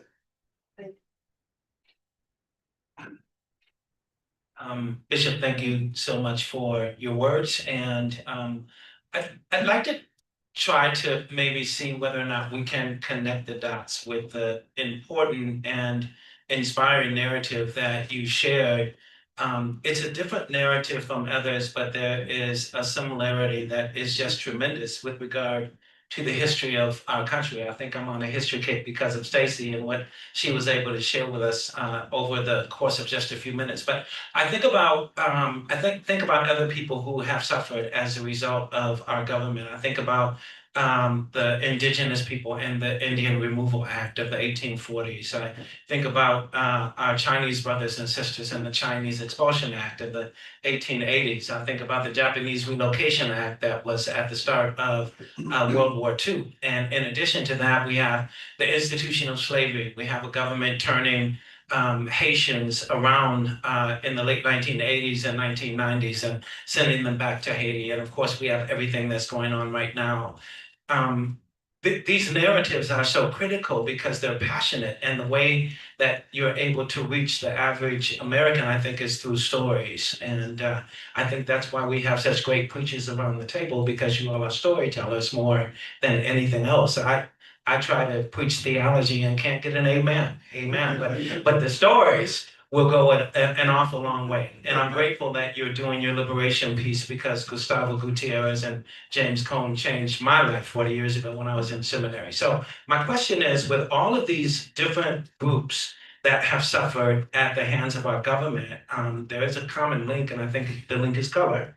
And I'd like to ask you how you think you can connect the narrative of Latinx people and how they're suffering now to all of those other suffering people as well, because I think that makes the story so much stronger. Absolutely. I think, and you hit the nail right on the head, that it is the color of skin. Because if we truly look at the common denominator, even with right now what was happening, well, if we hear you speak Spanish, there are people that speak perfectly great English that have been detained. It wasn't just because they were speaking Spanish. It wasn't just because they were speaking a different dialect. It right now literally is because the color of your skin. And there are so many that are denying that. And I believe that in order for things to be restored, we have to acknowledge this is what has really happened. I think it is mind-boggling, mind-blowing to me that there are still people that deny the history of our country. To the point that the administration says, well, the Civil Rights Act hurt the white people more than anything else. What in the delusional planet world are we living on? I don't understand. And I think to restore, we have to acknowledge, you know what? It was skin color. If we look down through everything, it's just like the other day, I was within a conversation and the gentleman had asked, well, everyone said, well, everyone should come over legally. And I said, well, when your forefathers came over, did they come over illegally? When they were on the Mayflower? And this was his question, and this was his answer. He said, well, there were no governments then. And I think it's sad that people diminish and dismiss the local tribal governments of the indigenous that were already here on this land. And I think that in order for us to even move forward, we have to be on the same page. This really, as much as you may not like to accept it, as much as one may not want to confess it, it happened. Right. And it's not just one person's narrative. It's not just one community's narrative. This has happened from generation to generation of different communities. And the sad part is, especially talking from a community of people of color, a lot of times we look at one community and sometimes we say, well, it's better them than us. At least it's them this time, and they'll leave us alone until ICE comes knocking on your door.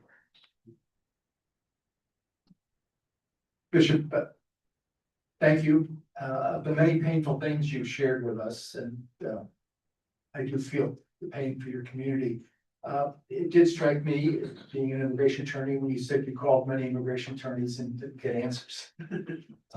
So I have two parts. One, I think part of the devastation of our democracy right now is also the devastation of due process of law. Many immigration attorneys are having trauma of their own, not being able to give answers to their community, or to show up at court with everything prepared perfectly and have them dismiss the case and their client being taken away in shackles. You know, how can we work together better as the immigration bar? And also, how can we take your stories so that when the immigration bar tries to advocate for better laws or even just simple due process, we can work together to achieve that end?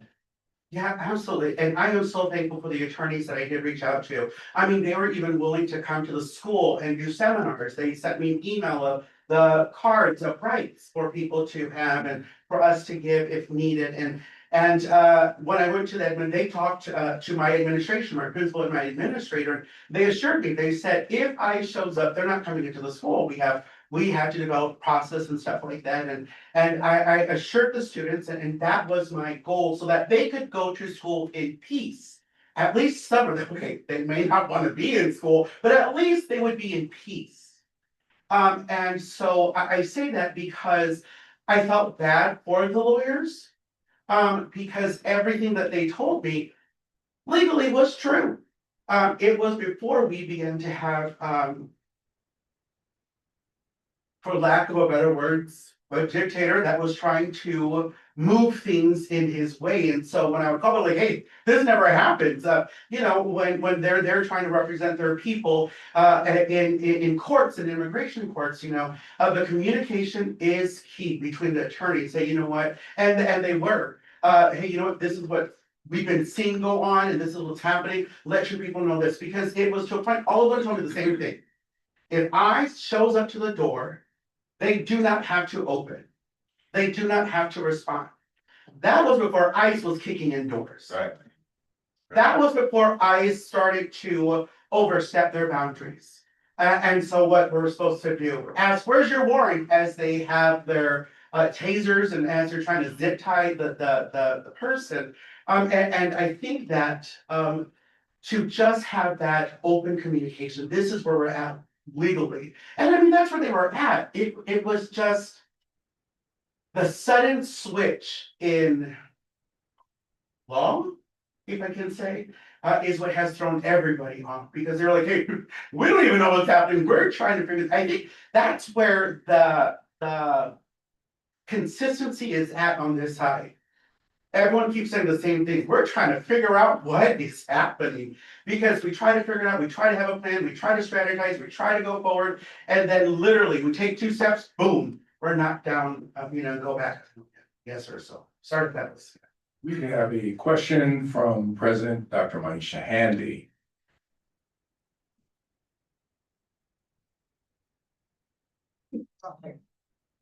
He's my president. And Bishop today, John Michael, just so proud of you, immensely proud of you, who you are, how you embody our core values, and you know that was true before today. Bear with me as I set up this question. I've moderated before, Mr. Moderator, and I know when people say, what's the question? I'm a big Kendrick Lamar fan. I am. That was true before the Super Bowl. But I want to center his Super Bowl performance to say what I want to say, as you talked about language and this erasure of language and culture and being faced with the decision to use your indigenous language or not. What I loved about Kendrick's Super Bowl performance is that a lot of people didn't understand it. Or a lot of people didn't want to understand it, right? We heard it. I don't know what he's saying, right? You didn't have to know what he's saying to see the symbolism of what was presented, to see the centering of Black bodies, right? And those stories that were centered in that performance. But I also appreciated that the people that hated on him, right? A lot of which were MAGA and some which weren't, again, saw the American flag, they saw the Black body centered, they didn't like it, but there was a part of me that said, he's not even talking to you. Yeah. We're talking to each other. Kendrick is talking to us and reminding us of where we are in our situation, which for me was a manifestation. He tapped into ancestral energy. Yeah. Our ancestors created coded languages that Negro spirituals, right? That house messages that pointed our people towards freedom. How do you see that happening now in your community, where you can't use this language? Don't speak Spanish in this restaurant. What are the codes? Yeah. And I know might be a dangerous question given who's in the room, because you don't want to share your codes out loud. I know we've had whistles blowing and other kinds of things, but how do you see the construction of new coded languages happening among Latina communities? Thank you, President Handy. And hopefully if I answer correctly, I can still graduate. I'm just kidding. It's so interesting, because even within the Latin community, language has always been our thing. In many forms, and especially for us, it's kind of funny. For us, we talk with our faces. What our mouths or our voices don't say, our face will surely show it. And it's so interesting to see. The other day, when I was in a little village and I went to the bank, one of the tellers that was helping me, she had on her whistle. And the interesting thing was another teller, we were talking about it, and a lot of us in different Latin communities, we use our mouth, we use our lips. If we're going to point to something, we pucker and we point. So that's, well, where's the pen? And we'll go over there, and that's how the person will know. And we chuckle because in this time, even with the Super Bowl and stuff with Bad Bunny and all that's happening, there are new, well, I shouldn't call them new. They are going back to those ancestral times of what they did in their communication. And I think we're still trying to figure it out because of how new it is to us, how brand new and fresh this persecution is of this community. It's not, I mean, and it's so fresh because when one is being told, well, we're just going after criminals and this and that, but yet they're detaining someone that's on the corner making tamales to sell. Now we have to find new ways of expressing ourselves and to have that language and to begin to have that sense once more.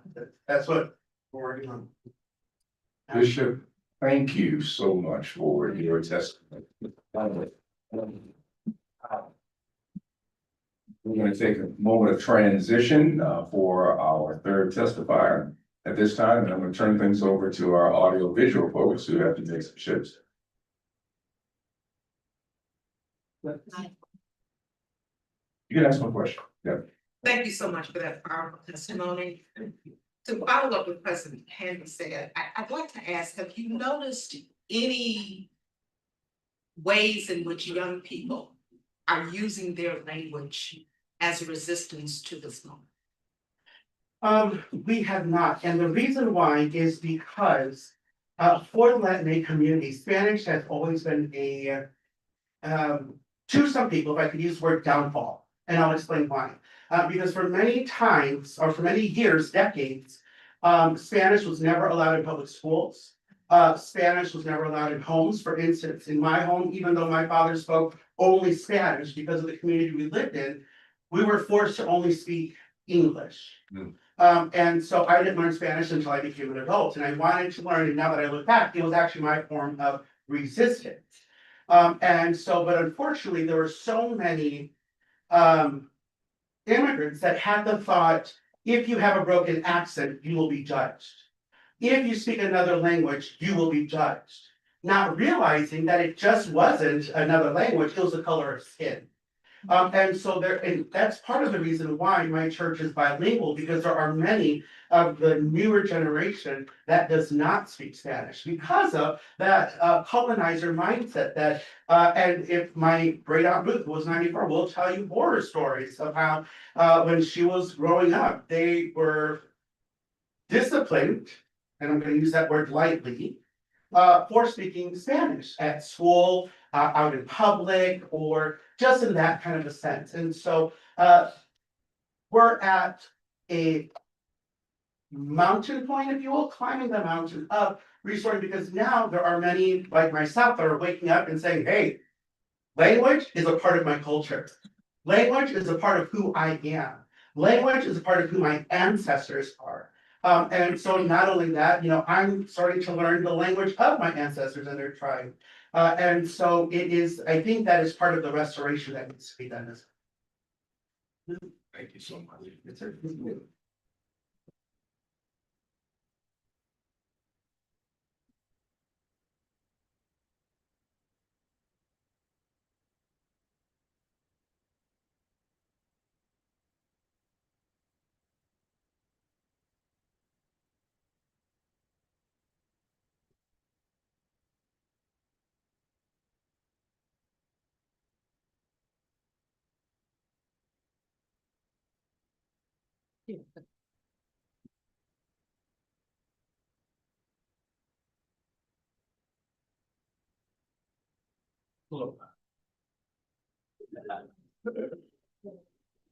I'm going back. That's all that. You go get 11. Okay, so 57. It's 53 right now. Good on guards? So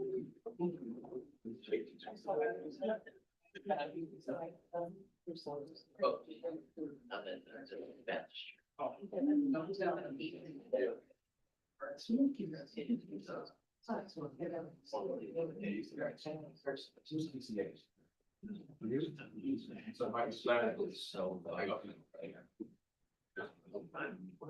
probably good enough. Yeah. You good otherwise? Let's see, kind of, oh, but I was so long.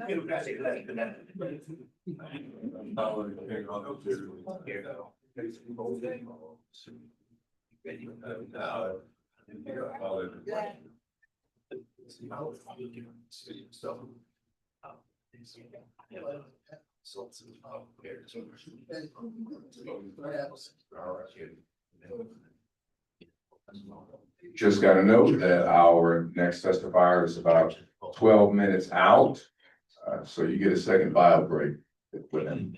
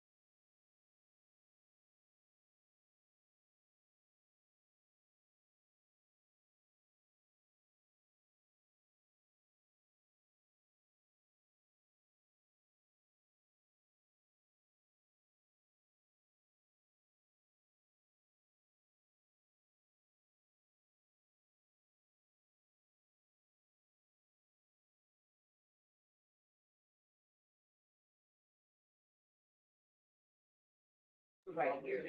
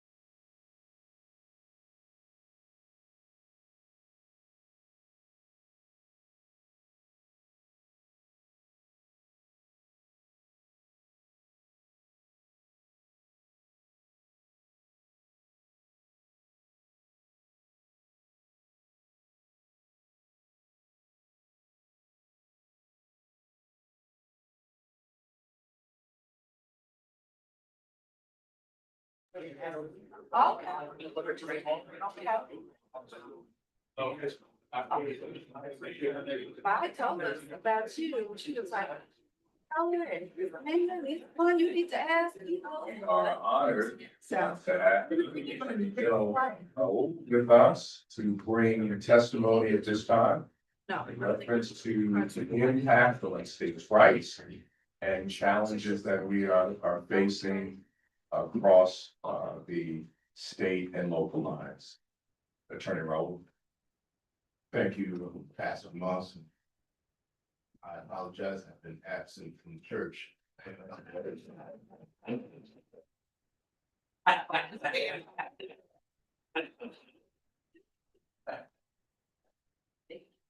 Begin with honesty, it's continued throughout my remarks. I thank you all for allowing me this opportunity to testify for you. It's been 366 days.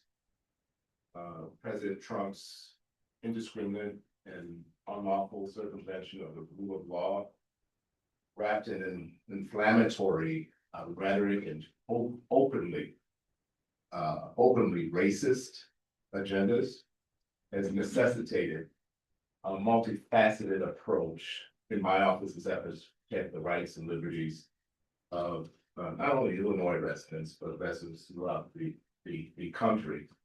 The rights of businesses and government entities, not-for-profits, higher education institutions, and others. We're going to start with what was our very first lawsuit, which is one that was very personal to me. The Trump administration tried to deny birthright citizenship to Americans born to immigrants. For me, as a child of Haitian immigrants, born to a mother who was not yet naturalized at the time of my birth, I am a birthright citizen. So it's first. The 14th Amendment says in very plain language, all persons born or naturalized in the United States and subject to the jurisdiction thereof are citizens of the United States and the state wherein they reside. In response to this debate about birthright citizenship, some have argued the 14th Amendment was intended solely for the children of freed slaves, not for the children of foreign nationals born on U.S. soil. I've fallen into a very tricky position. I'm both. Yes. Yes, indeed. That's right. I'm a child, descendant of freed slaves, freed in a different way, by way of revolution, right? Now, President Trump has latched on to this notion that the 14th Amendment was only meant for free American slaves. They have embraced the notion that the 14th Amendment was a narrow remedial measure designed to address the specific legal and social crisis of slavery's aftermath rather than a broader charter for federal intervention in state laws.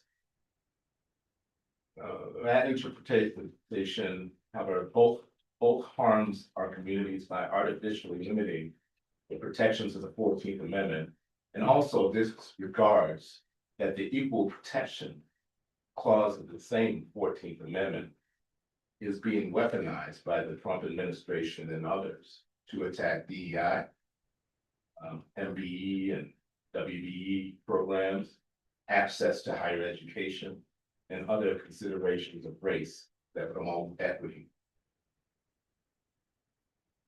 Let's talk about diversity, equity, and inclusion. I serve as a co-chair of the Democratic Attorneys General Association, along with my colleague, who's come under the weaponization of the Department of Justice, my colleague up in Minnesota, Keith Ellison. I currently lead DACA's Diversity and Equity and Inclusion Working Group.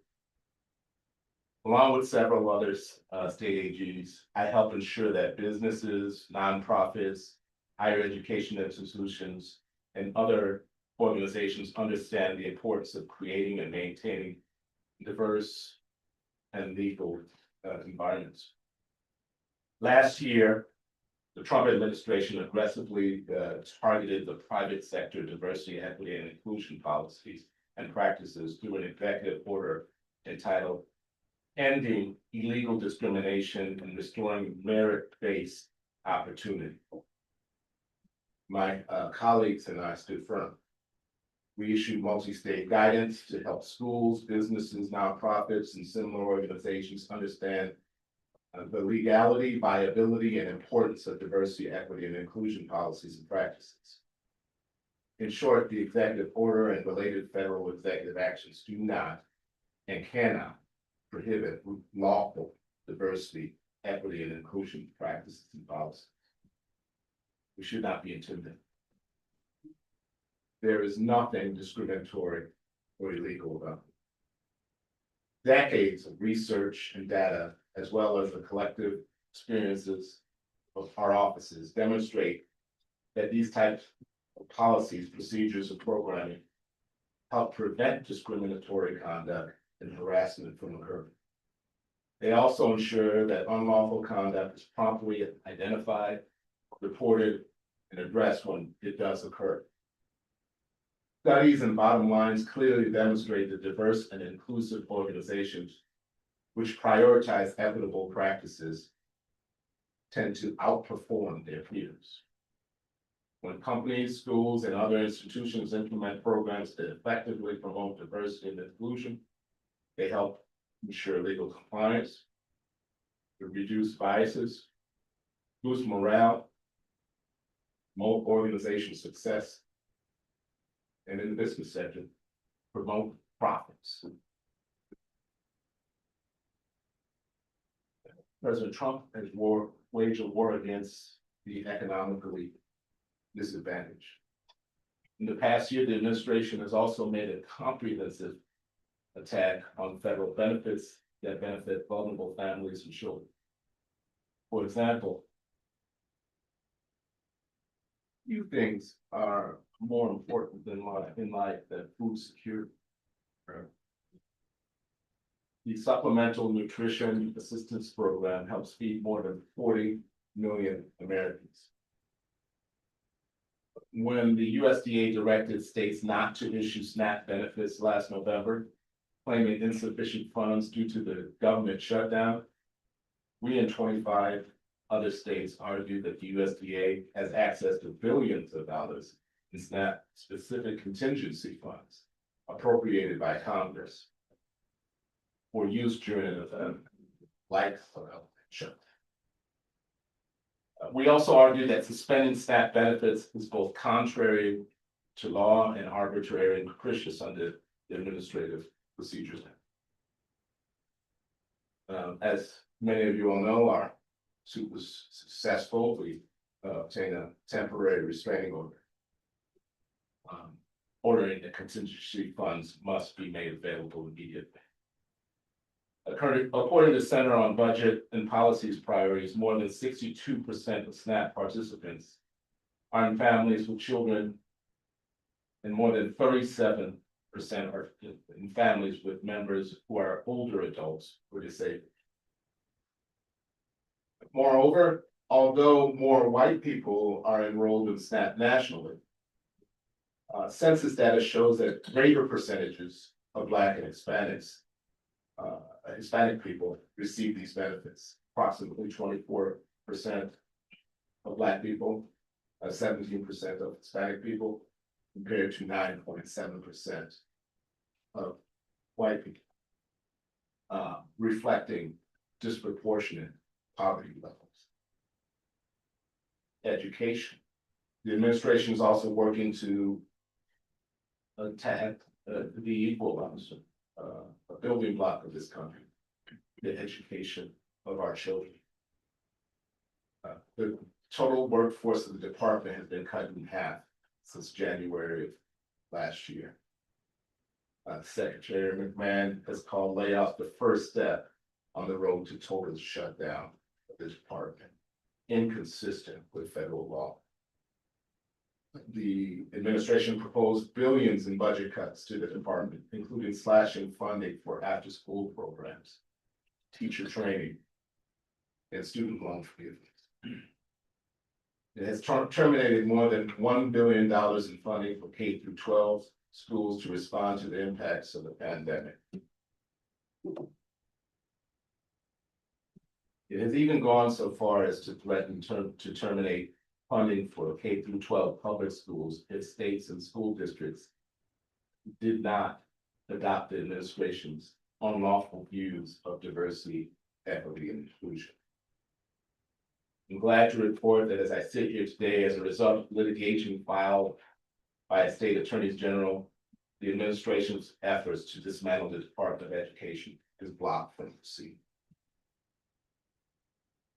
CBP and ICE racial profiling. Last September, the Trump administration sent hundreds of Border Patrol agents and being on no border and ICE agents, they were the one, reportedly to conduct immigration removal operations. In reality, those agents use of unlawful and violent tactics was designed to coerce Illinois into adopting the administration's immigration policies.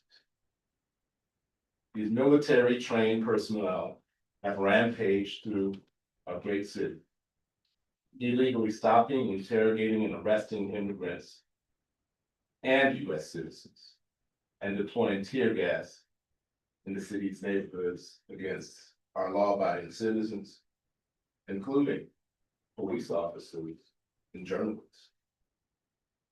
We've seen that these tactics by CBP and ICE are not limited, although some may characterize it to be, are not limited towards Hispanic immigrants.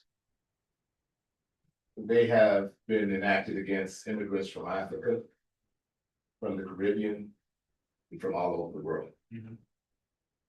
And they are not limited to those who have come to our country most recently. Moreover, they have negatively impacted law-abiding Black and brown citizens disproportionately. If you need to look no further than the military-style raid on the apartment complex in our South Shore neighborhood to see how these tactics impact all of us. Innocent citizens, including children and seniors, were zip-tied and detained. Even off-duty police officers of color in the Twin Cities have been targeted by federal agents looking for proof of citizenship. These are off-duty police officers of color. I, throughout my career, fought against racial profiling, and I'm not going to stop now. We sued to end the deployment of the Border Patrol and terminate their unlawful tactics which infringe on the sovereignty of our state and city and violate the administrative procedures at time and time again. Another personal one for me is NIH funding.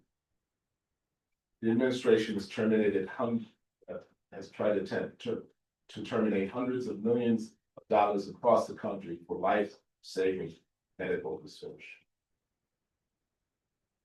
We have fought back and have restored much of this funding. But I want to emphasize the turmoil of this past year, personal to me, personal to my staff, personal to Illinois residents. I'm a survivor of prostate cancer.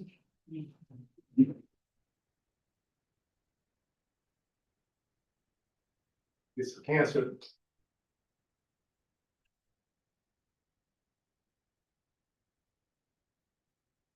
that took the life of my father. Served physician caring for the healthcare citizens of Southside Chicago 30 years. It also took the lives of both of my grandfathers. Disproportionate impacts Black men. Research has led to better ways of detecting and treating the cancer and other cancers and other methods. When I led the lawsuit to protect funding for cancer research and other life-saving medical research that's conducted by our universities and research institutions, it was indeed personal. National Guard. Americans, regardless of where they reside, regardless of who their governor is or who their mayor is, should not live under the threat of occupation by the United States military.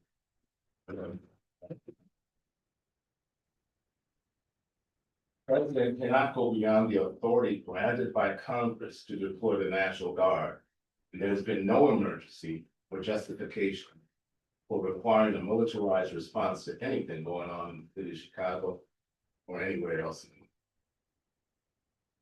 The president's action in Illinois were never about federal government being unable to do their job or through normal channels. This has been about the unconstitutional desire to take the unprecedented action of punishing certain American cities by militarizing. Accordingly, my office immediately filed suit to stop the president's unlawful and autocratic actions. And within days, we won a temporary restraining order in the district court. Important in that order and going off the grid. And I'll encourage all of you all to take time, in order to be a lawyer, to actually read Judge Perry's order. Because she goes back to our nation's founding. She refers Federalist 29, where the delegates were arguing about how much power to give the federal government over our state's militias. And we've gotten to know them, know him through the stage musical, Alexander Hamilton. Who was an advocate for broad federal power, responded to those delegates. Well, that's preposterous. It's impossible that any president would send a militia of one state into another. This was discussed by the delegate. It has happened. We are there.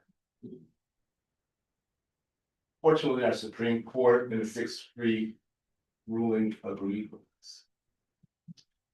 In addition to our streets being prevented from being militarized by the National Guard, there was another hidden nugget, another hidden victory, and a footnote in the concurring decision by Justice Brett Kavanaugh, where he backtracked from a prior opinion where he greenlit racial profiling in immigration stops. In footnote 4, perhaps because they came to be known as Kavanaugh stops. We backtracked on that position and said it was unlawful for these stops to be made basis of race or languages.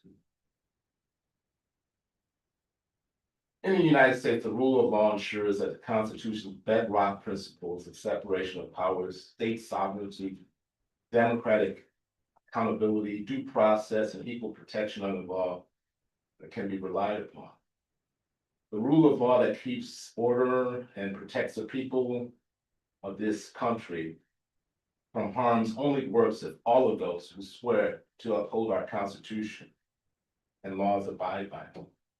We have a president who admitted on national TV, who responded on national TV when asked whether he has to follow the Constitution, that he doesn't know whether he has to do so. So he's not a lawyer. Yet the first thing that I did when I was elected, and every elected official did, was raise my right hand, swear to uphold the Constitution. African Americans and other historically marginalized groups should not have to fear being unlawfully detained by federal officers or any law enforcement. We should not have to fear the loss of citizenship, employment, legal protections, military recognition, or face inequities in healthcare, education, or other opportunities. So we are not giving up. We are committed to the fight. I want to thank you. I commend the work of this commission and urge you not to give up. In our most recent lawsuit with regards to CPB, it wasn't just us lawyers.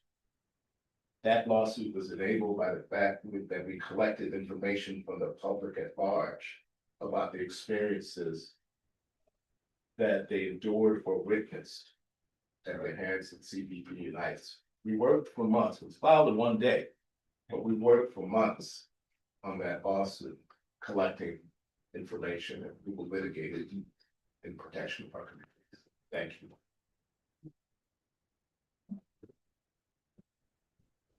Well, thank you very much for your testimony.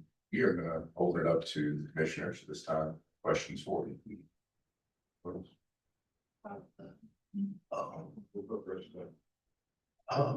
General Raoul, thank you for being here and for the fight you're fighting. I don't doubt in any way your efforts to push forward. But we're in a world where the government, the Trump government, doesn't seem to care about legal rulings or anything else. I watched in Sarah Ellis's courtroom what the testimony was and what she ruled, and then what Greg Bovino and his people are doing on the street.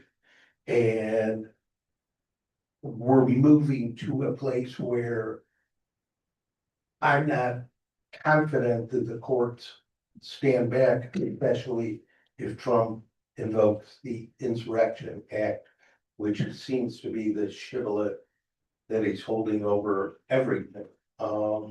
So if the appellate courts don't stand with the district courts, how do you keep the fight going? And do you worry about where this all is headed? Perhaps I should have started my remarks that we're using the rule of law in the courts and we're winning. I hear the sentiment that comes from your question frequently. And it comes from some adverse rulings and emergency appeals to our Supreme Court.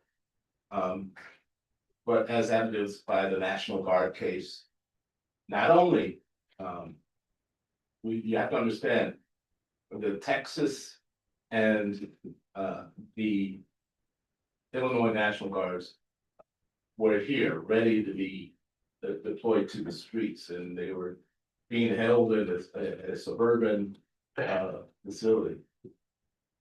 Got appealed up, went all the way up to the High Court, we won. The federal government was, and people need to understand the gravity of that particular case. And allow me to go into the details for just one moment, because I think it's really important. In the litigation at the district court level, they just plain lied. They indicated that there was a request from the federal court to protect the courthouse. The chief judge came out, a public statement, which is rare. He said there was no such request. They indicated that certain individuals, certain specific individuals, were being harmful and violated law versus ICE officers. And so they arrested and charged those individuals and brought them before a grand jury. The grand jury declined to indict those individuals. Now, there's an old saying that you can indict a ham sandwich. There's been a record number of no bills from grand juries, including when they weaponized the DOJ against my sister AG, Tish James in New York. Our lawsuits with regards to funds that the federal government have tried to freeze coming to the state of Illinois have been successful and has made sure that $6.6 billion that would have otherwise not come to the state of Illinois, just the state, have flowed through to our state. So I understand the concerns about whether or not the federal government will abide by the court, but I've seen evidence that our lawsuits are meaningful and have made a difference. If that has. Attorney General, first of all, I want to thank you for your leadership and your courage. You have been, I'm so glad you're the Attorney General of the state of Illinois right now. So thank you. The question is that I can't even imagine the enormous cost, both in dollars and resources, to the Attorney General's office. The state, we all know, is pinched for money and for finances. Number one, do you have the resources and the dollars that you need in order to continue to do this, to fight these fights that you just so eloquently said that you've won so far? But also, are there corporate law firms in this city and state that are giving pro bono services to help this fight? Because they ought to be. And I just like to know, I haven't heard it they have, but I want to know if they are doing it. And do you have the resources, or what can we do to make sure you have those resources? Thank you. Yeah, thank you for that question. I always love answering that question. Let me start by saying, when I took over from my predecessor, Lisa Madigan, I inherited an office. There's an organization called the National Association of Attorneys General. They do a survey periodically, and they did a survey in 2018, the year before I took office, of attorneys general offices attrition. And our office was the worst in the country, in part because inadequate funding of the attorney general's office. This is before the level of crisis that we're facing right now. So before all this, I've been unapologetic about going to my old colleagues in the Illinois legislature and asking for adequate funding so we can do all of the other work. I mean, I spent time talking to you this morning about just the what we call federal accountability work, but we do so much other work to protect our consumers. We just won our first civil hate crimes case. We do public safety work, all sorts of work across the board. People will have an underappreciation of how much work and stuff. So every year I've gone to the legislature and asked for more, and they've listened, but we're not we're not to the point where I would say we're adequately funded. The philanthropic community in Chicago has responded through an organization called Progressive State Leaders Corporation. We started a fellows program, and philanthropic community has donated to that. It's thus far the fellows program, which is a national program, has deployed 6 fellows to Attorney General's offices, 5 to the Illinois Attorney General's office, because these resources are coming from philanthropic organizations in Illinois. That's been a tremendous help to us. In addition to the 51 lawsuits that we filed, we have filed 100 amicus briefs. What that means is we don't always have standing to file a lawsuit, and there are other organizations that file these lawsuits, and there are law firms that help out with some of those organizations that represent harms to individuals. We don't have standing to represent individuals in lawsuits. So frequently our offices call, and individuals are disappointed because they feel like, we should be the personal lawyers. I want to just speak to one thing real quick, which is not necessarily responsive to your, I mentioned a little bit earlier, both 2 colleagues, Tish James and Keith Ellison. We started our work preparing for this in about April or May of 2024. To characterize it, Joe Biden was still a presumed candidate for president of the United States. We knew at the time there was a risk of having a Trump administration 2.0, and there was a document called Project 2025. We convened as Democratic attorneys general. We dissected that document. We divvied up subject matter, 2 or 3 state attorneys general's office each subject. And somebody, I can't remember, said, well, there's one issue that we have not considered. AG protection. We knew the Department of Justice would be weaponized against us personally. We've had AGs have pipe bomb threats to their own. We knew we had to beef up on cybersecurity. We knew we had to turn attention to our personal security detail. I think about this every time I go home, lock my door. But despite it's too important. And so I looked up my colleagues. Keith Ellison was just recipient of federal subpoenas. Tish James, who they tried to prosecute several times and continue to try to find search ways for to prosecute.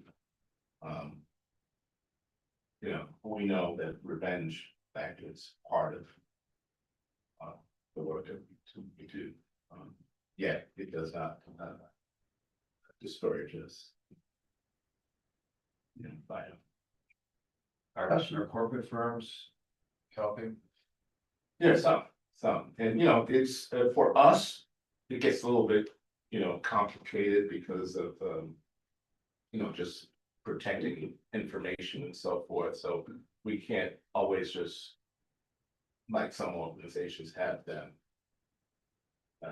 get involved in some of our litigation, which allows me to really highlight the people in my office doing the work. We got lawyers of very high pedigree in the Attorney General's office who could easily be making 2-3 times the money. We've had some people who left the office. They were making more money, came back for this fight. And it's been an emotional toll on those lawyers as well. So if you see somebody that says that they're an assistant attorney general, thank them. Thank them and pray for them. Pray for them indeed. Yeah. Attorney General Raul, I think I speak for all of us when I say, we need you to stay in your office and not come to church. We will. I need some church. We will send you songs, and we will send you sermons for when you can look at them, but we need you to keep going like you're doing, so. I do log on. Yeah, that's right. And we certainly all, I think, have been and will continue to be praying for you. My question is related to what started a long time ago with Paula White around this notion of what constitutes anti-Christian. And now we've seen some more action from Noam and Trump around going after people who are considered anti-Christian, which I would say, like, some of you all here at this table will be top of that list based on 5-minute videos and such. So I'm wondering what you all are talking about related to that. And I'm also wondering who are the people who are going to defend those they come after if they do. I'm not certain they will, but they're certainly threatening that. And how you all are preparing for what could be even more interesting times and terrible times. Yeah, so we are, we stand ready and be prepared for discrimination in whatever form that is.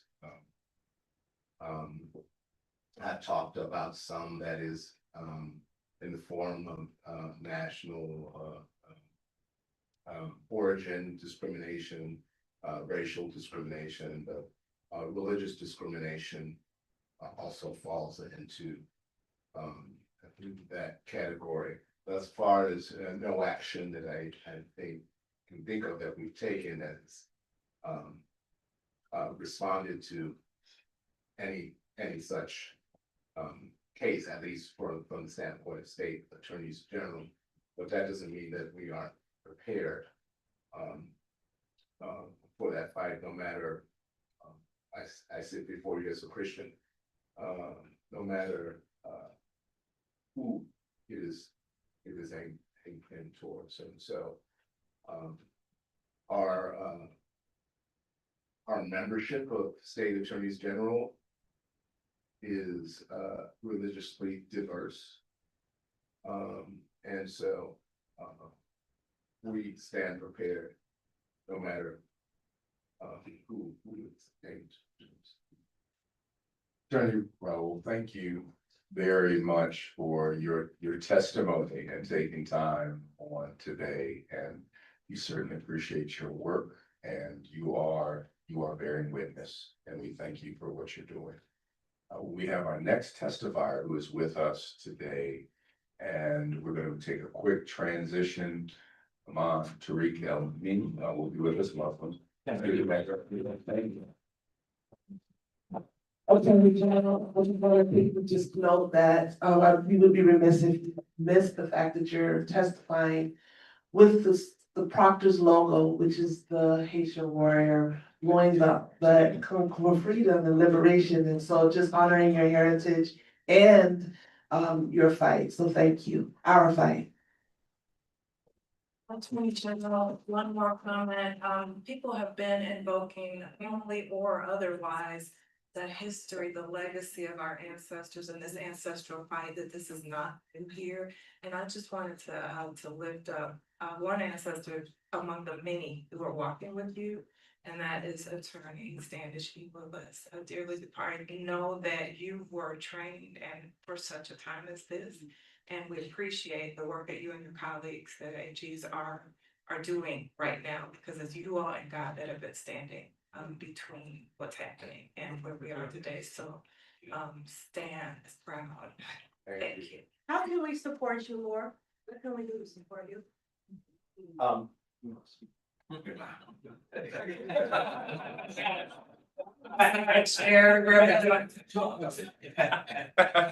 you, trying to keep us on time. That's all. That's my role. I'll be quick. I think one, just as I mentioned in the CBD ICE lawsuit, that's not possible but for regular people having these out recording, being courageous enough to submit what they may have recorded or what they may have witnessed. You're, of course, as I can't remember who asked the question, that I was very thankful about resources. The legislature has started their work again, advocacy from regular people in addition to what I will do to beg the legislature. It has been a strain. We've taken people away from other responsibilities to respond to this work, and to extend it more than just me is appealing to the Illinois legislature. That is helpful. Sure. Thank you. Thank you, sir.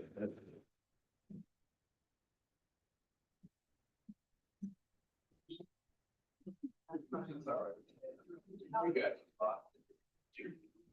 right, our next testifier is none other than Tariq El-Amin from the Muslim Civic Action Committee, who's going to be lifting up and speaking about Islamophobia along with racial targeting.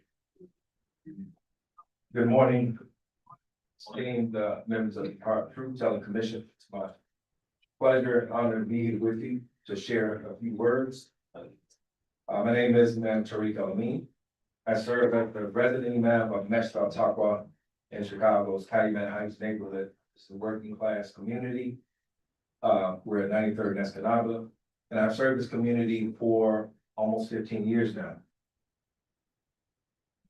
Our community is a part of the community of Imam Muhammad, whose leadership emphasized human dignity, moral excellence, interfaith cooperation, and service to the broader society. Calumet Heights is a diverse community. I should also mention that I am a board member of Arise Chicago and the Abolition Institute. These are organizations which are committed to protecting workers' rights, human dignity, and the safety of vulnerable communities. Now, with regard to the community, the neighborhood that I serve in, it is a diverse community.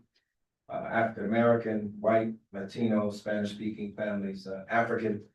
There are many undocumented residents from East Africa, Central America, South America, all living side by side.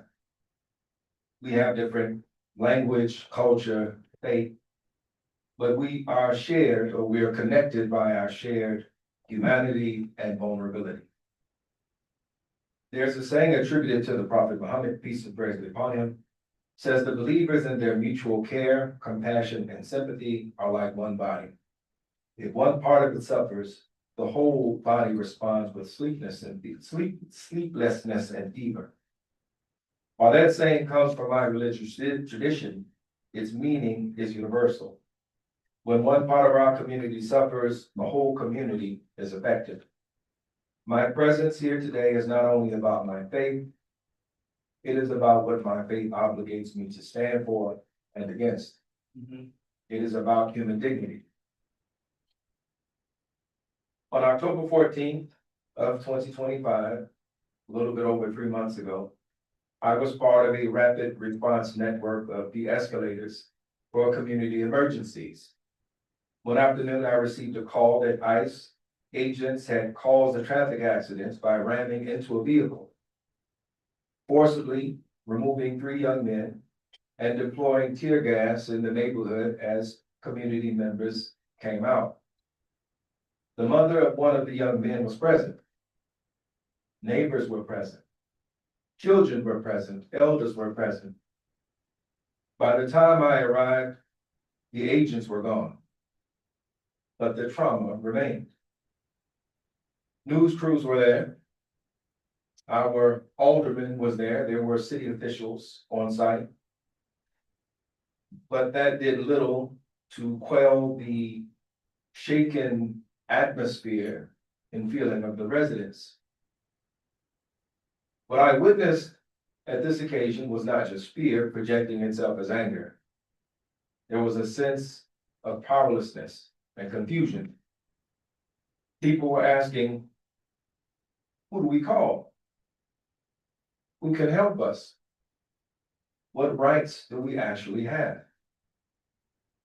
We're often told that systems exist not only to ensure that services are rendered, but that they also exist for the purpose of making sure that accountability can be seen, that complaints can be filed, that justice is available to those who pursue it.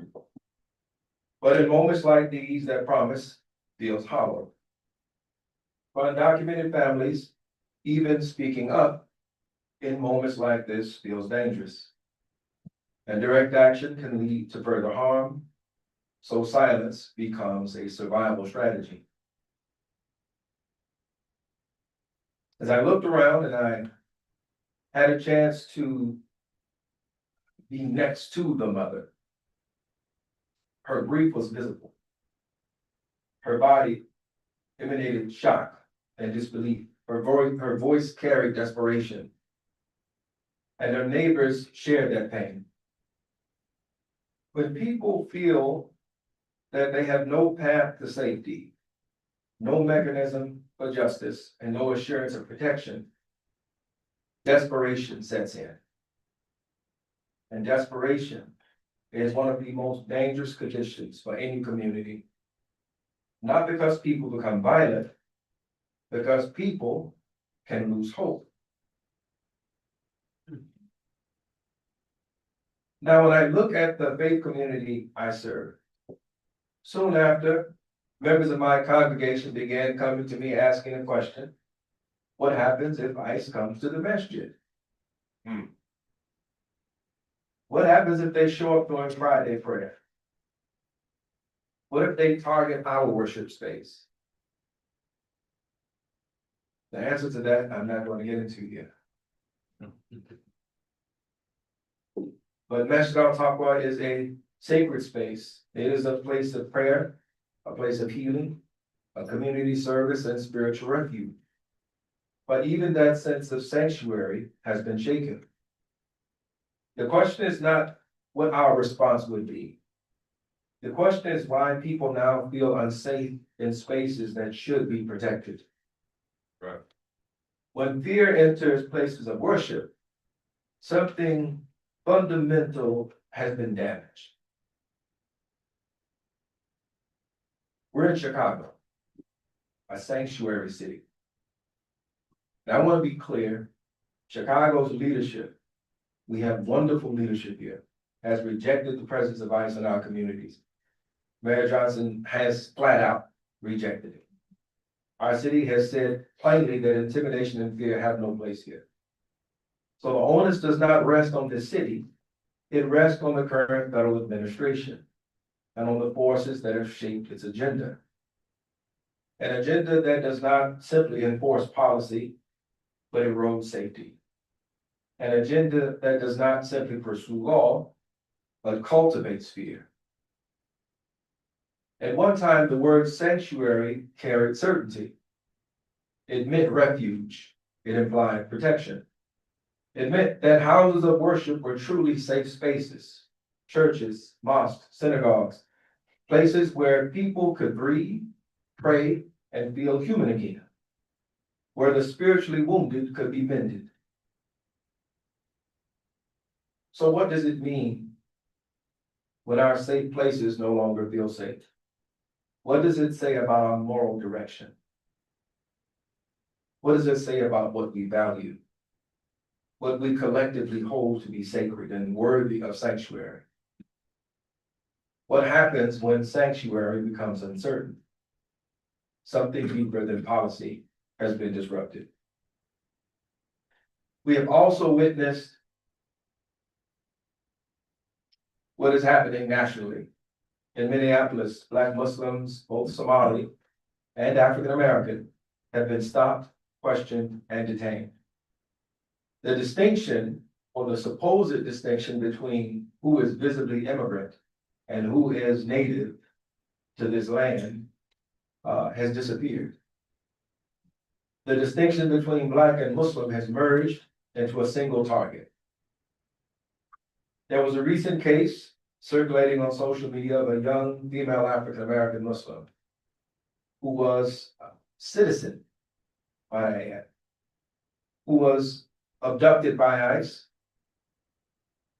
taken for 2 days, thrown to the ground, receiving facial injuries, lacerations, no redress, no explanation.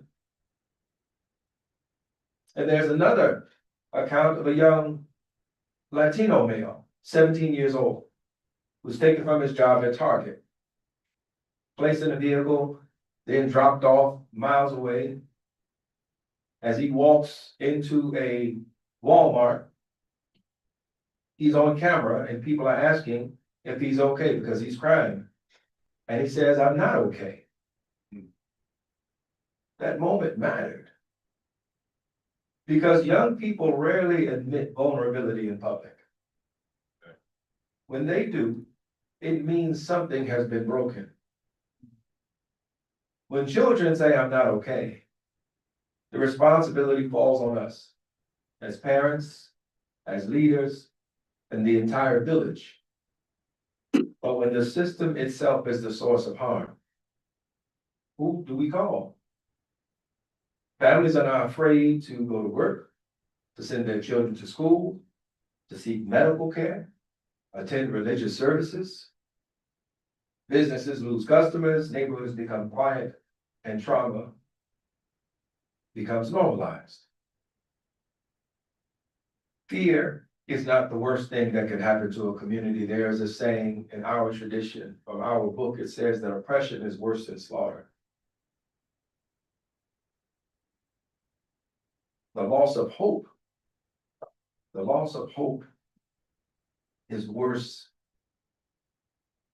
when people no longer believe that their voices matter, when they no longer believe someone is listening, when they stop believing that dignity is possible. That is when the real harm sets in. But naming injustice, it is resistance. The thought, it is the first resistance. And the word is the second. And even when direct action feels dangerous, even when silence feels safer, speaking truth becomes a way of reclaiming hope. Because if I say it, someone might hear it. And if someone hears it, then we are no longer alone. The Prophet Muhammad, peace and praise be upon him, said, "The believers in their compassion and care for one another are like one body. If one part of it suffers, the whole body responds. If one part of our community is hurting, we are all hurting. Immigrant families are hurting, like Muslim families are hurting. Children are hurting, the undocumented are hurting, who are hurting. And I'm here to reaffirm what we already know by our presence, that we hear them, their fear is seen, their dignity matters, their humanity is not negotiable. We are one body, and we will not abandon each other. Thank you.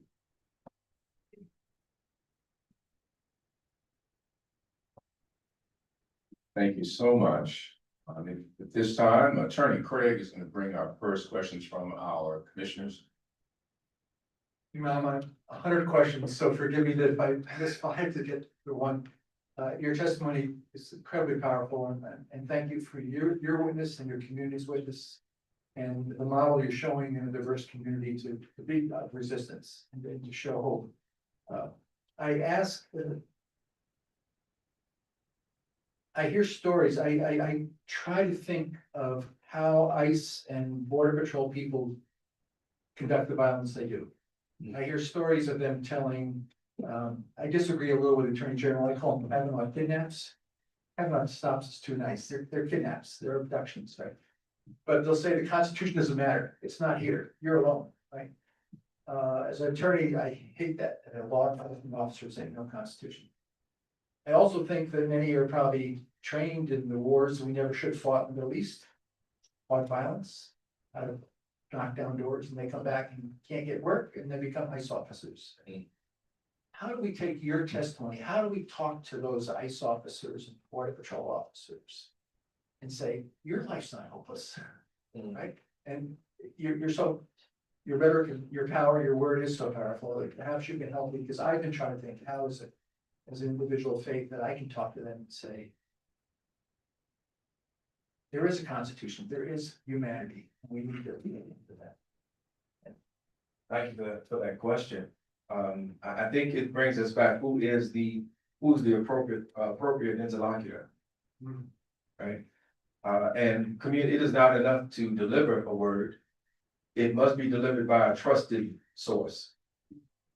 So there's none of us who are disconnected that are not a part of some community.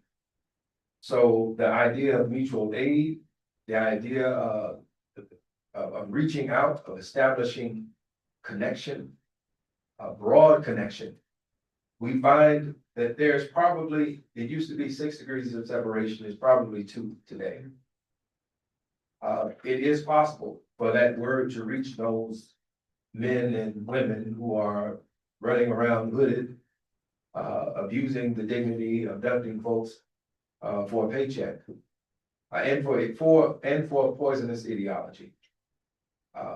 So I think it is a matter of using our networks and those who are close to those people to bring that word to them. And hopefully it sparks something in those whose hearts are still open. Thank you, and just also thank you with Arise, and I know all the galley workers that are scared right now that your work is so important, so my thanks for that. Thank you.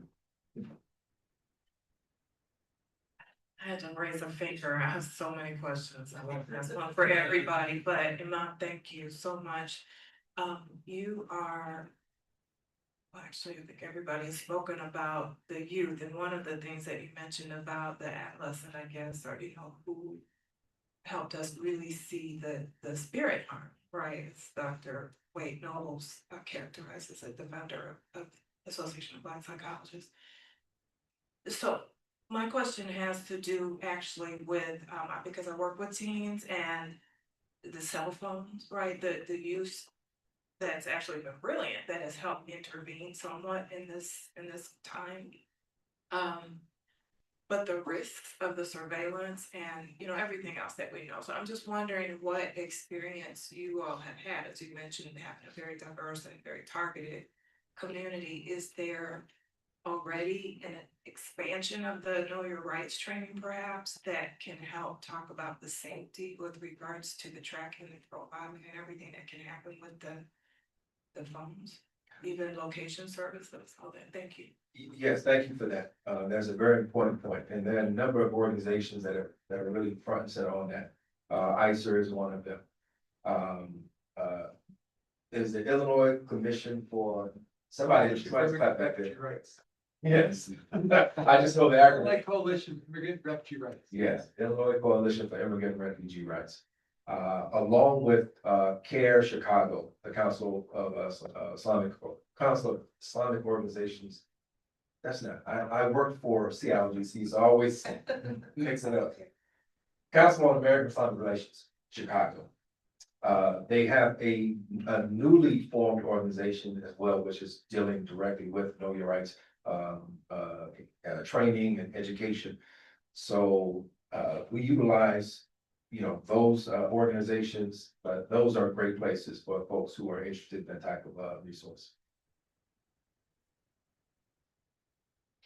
Imam, thank you so much for your words and for your testimony. Very, very inspiring. For me, I think that one of the most powerful coalitions in our country is interfaith coalitions. I know that they are not as plentiful as they should be around the country. But in some areas, interfaith coalitions in cities and towns have really worked wonders. And I do believe that we have a government now that is anti-interfaith, that the focus is on a certain brand or kind of Christianity that is to the far right. And I'm wondering whether or not you have the sense or the feeling that building on interfaith coalitions in communities around the nation and maybe making that a national model. There are some national models, but this one in direct response to what's happening in our country right now can help to offset this kind of growing number of folks who are falling under this umbrella of Christian evangelicalism that is anti-interfaith and anti anything but what they believe. Have you run into that in your work here in Chicago? And do you have the same kind of hope that I have that interfaith coalitions can make all the difference in the world when it comes to faith communities? Thank you for that question. And I wholeheartedly believe that this time is made for interfaith. It was made for broad-based coalitions, and there's nothing like a good enemy, right, to bring people together. Chicago is historically known as a city of neighborhoods, which we say is a code for a segregated city. But when the enemy comes, it forces that segregation to break down. So I believe that the thrust has to be to use our houses of worship, to use our commitment to human dignity, to freedom, the things that we supposedly hang our hats on as Americans, one nation under God. Well, what does God demand of us? And so what can we collectively come together around?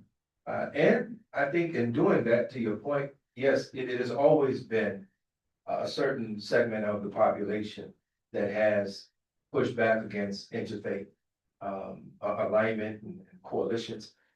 But that's fine. That's fine. That helps us stay together.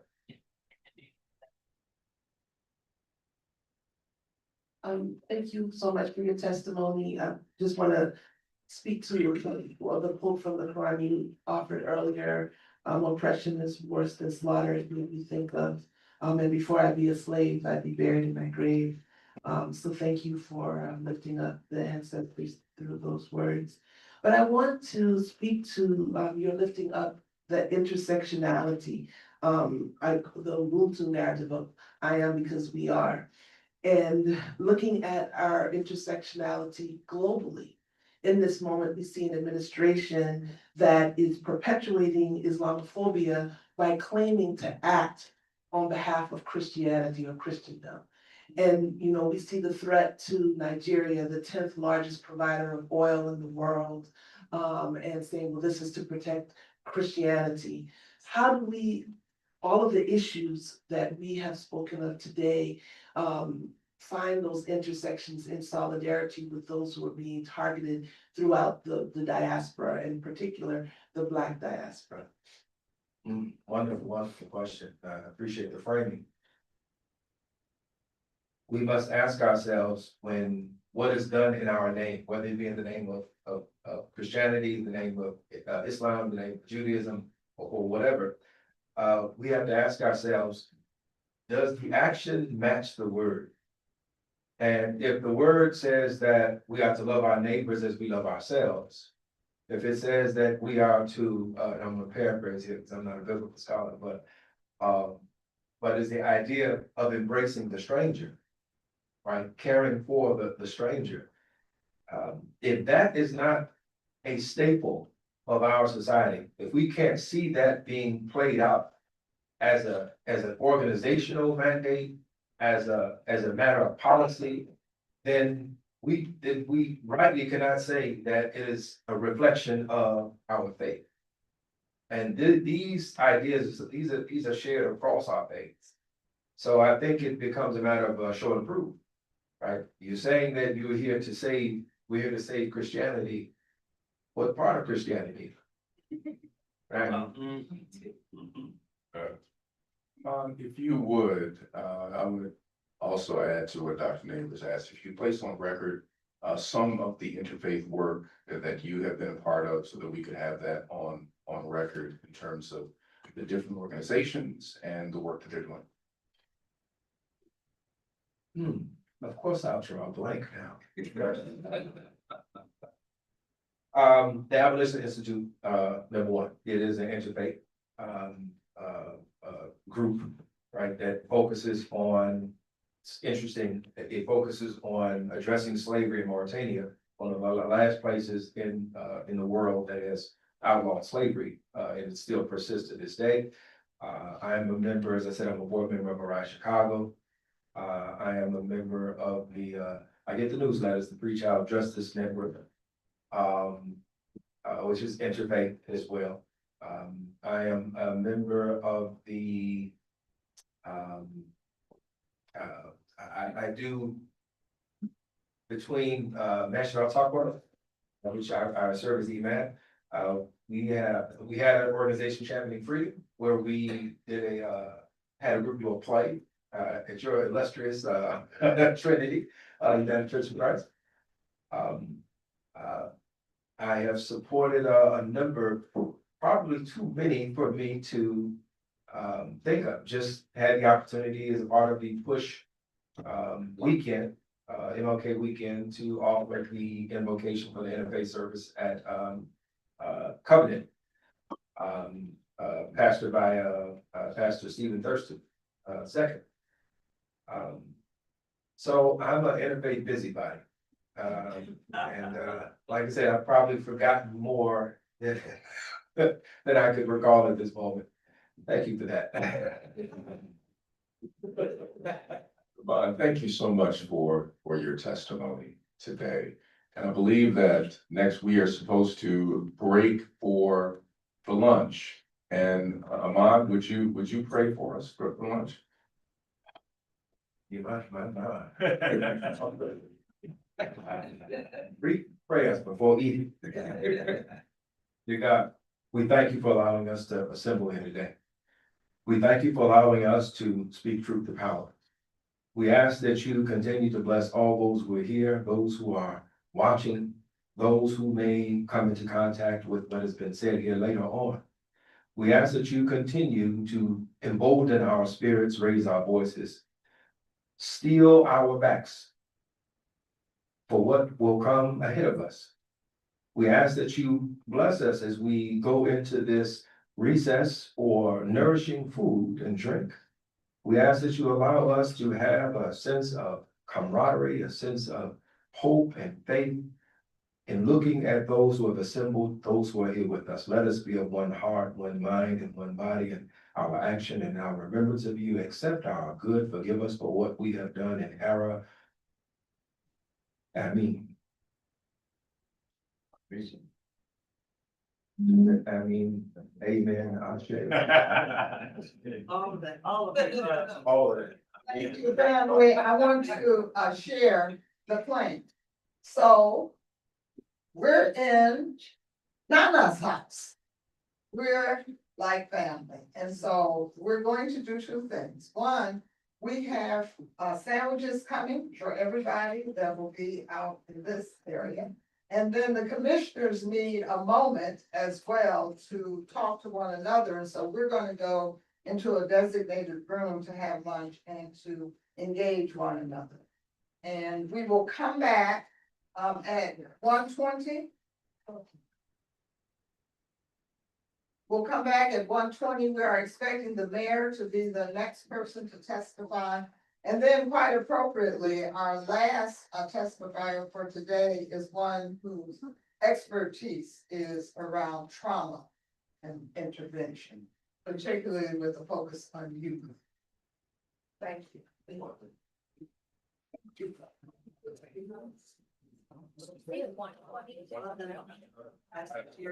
Yeah.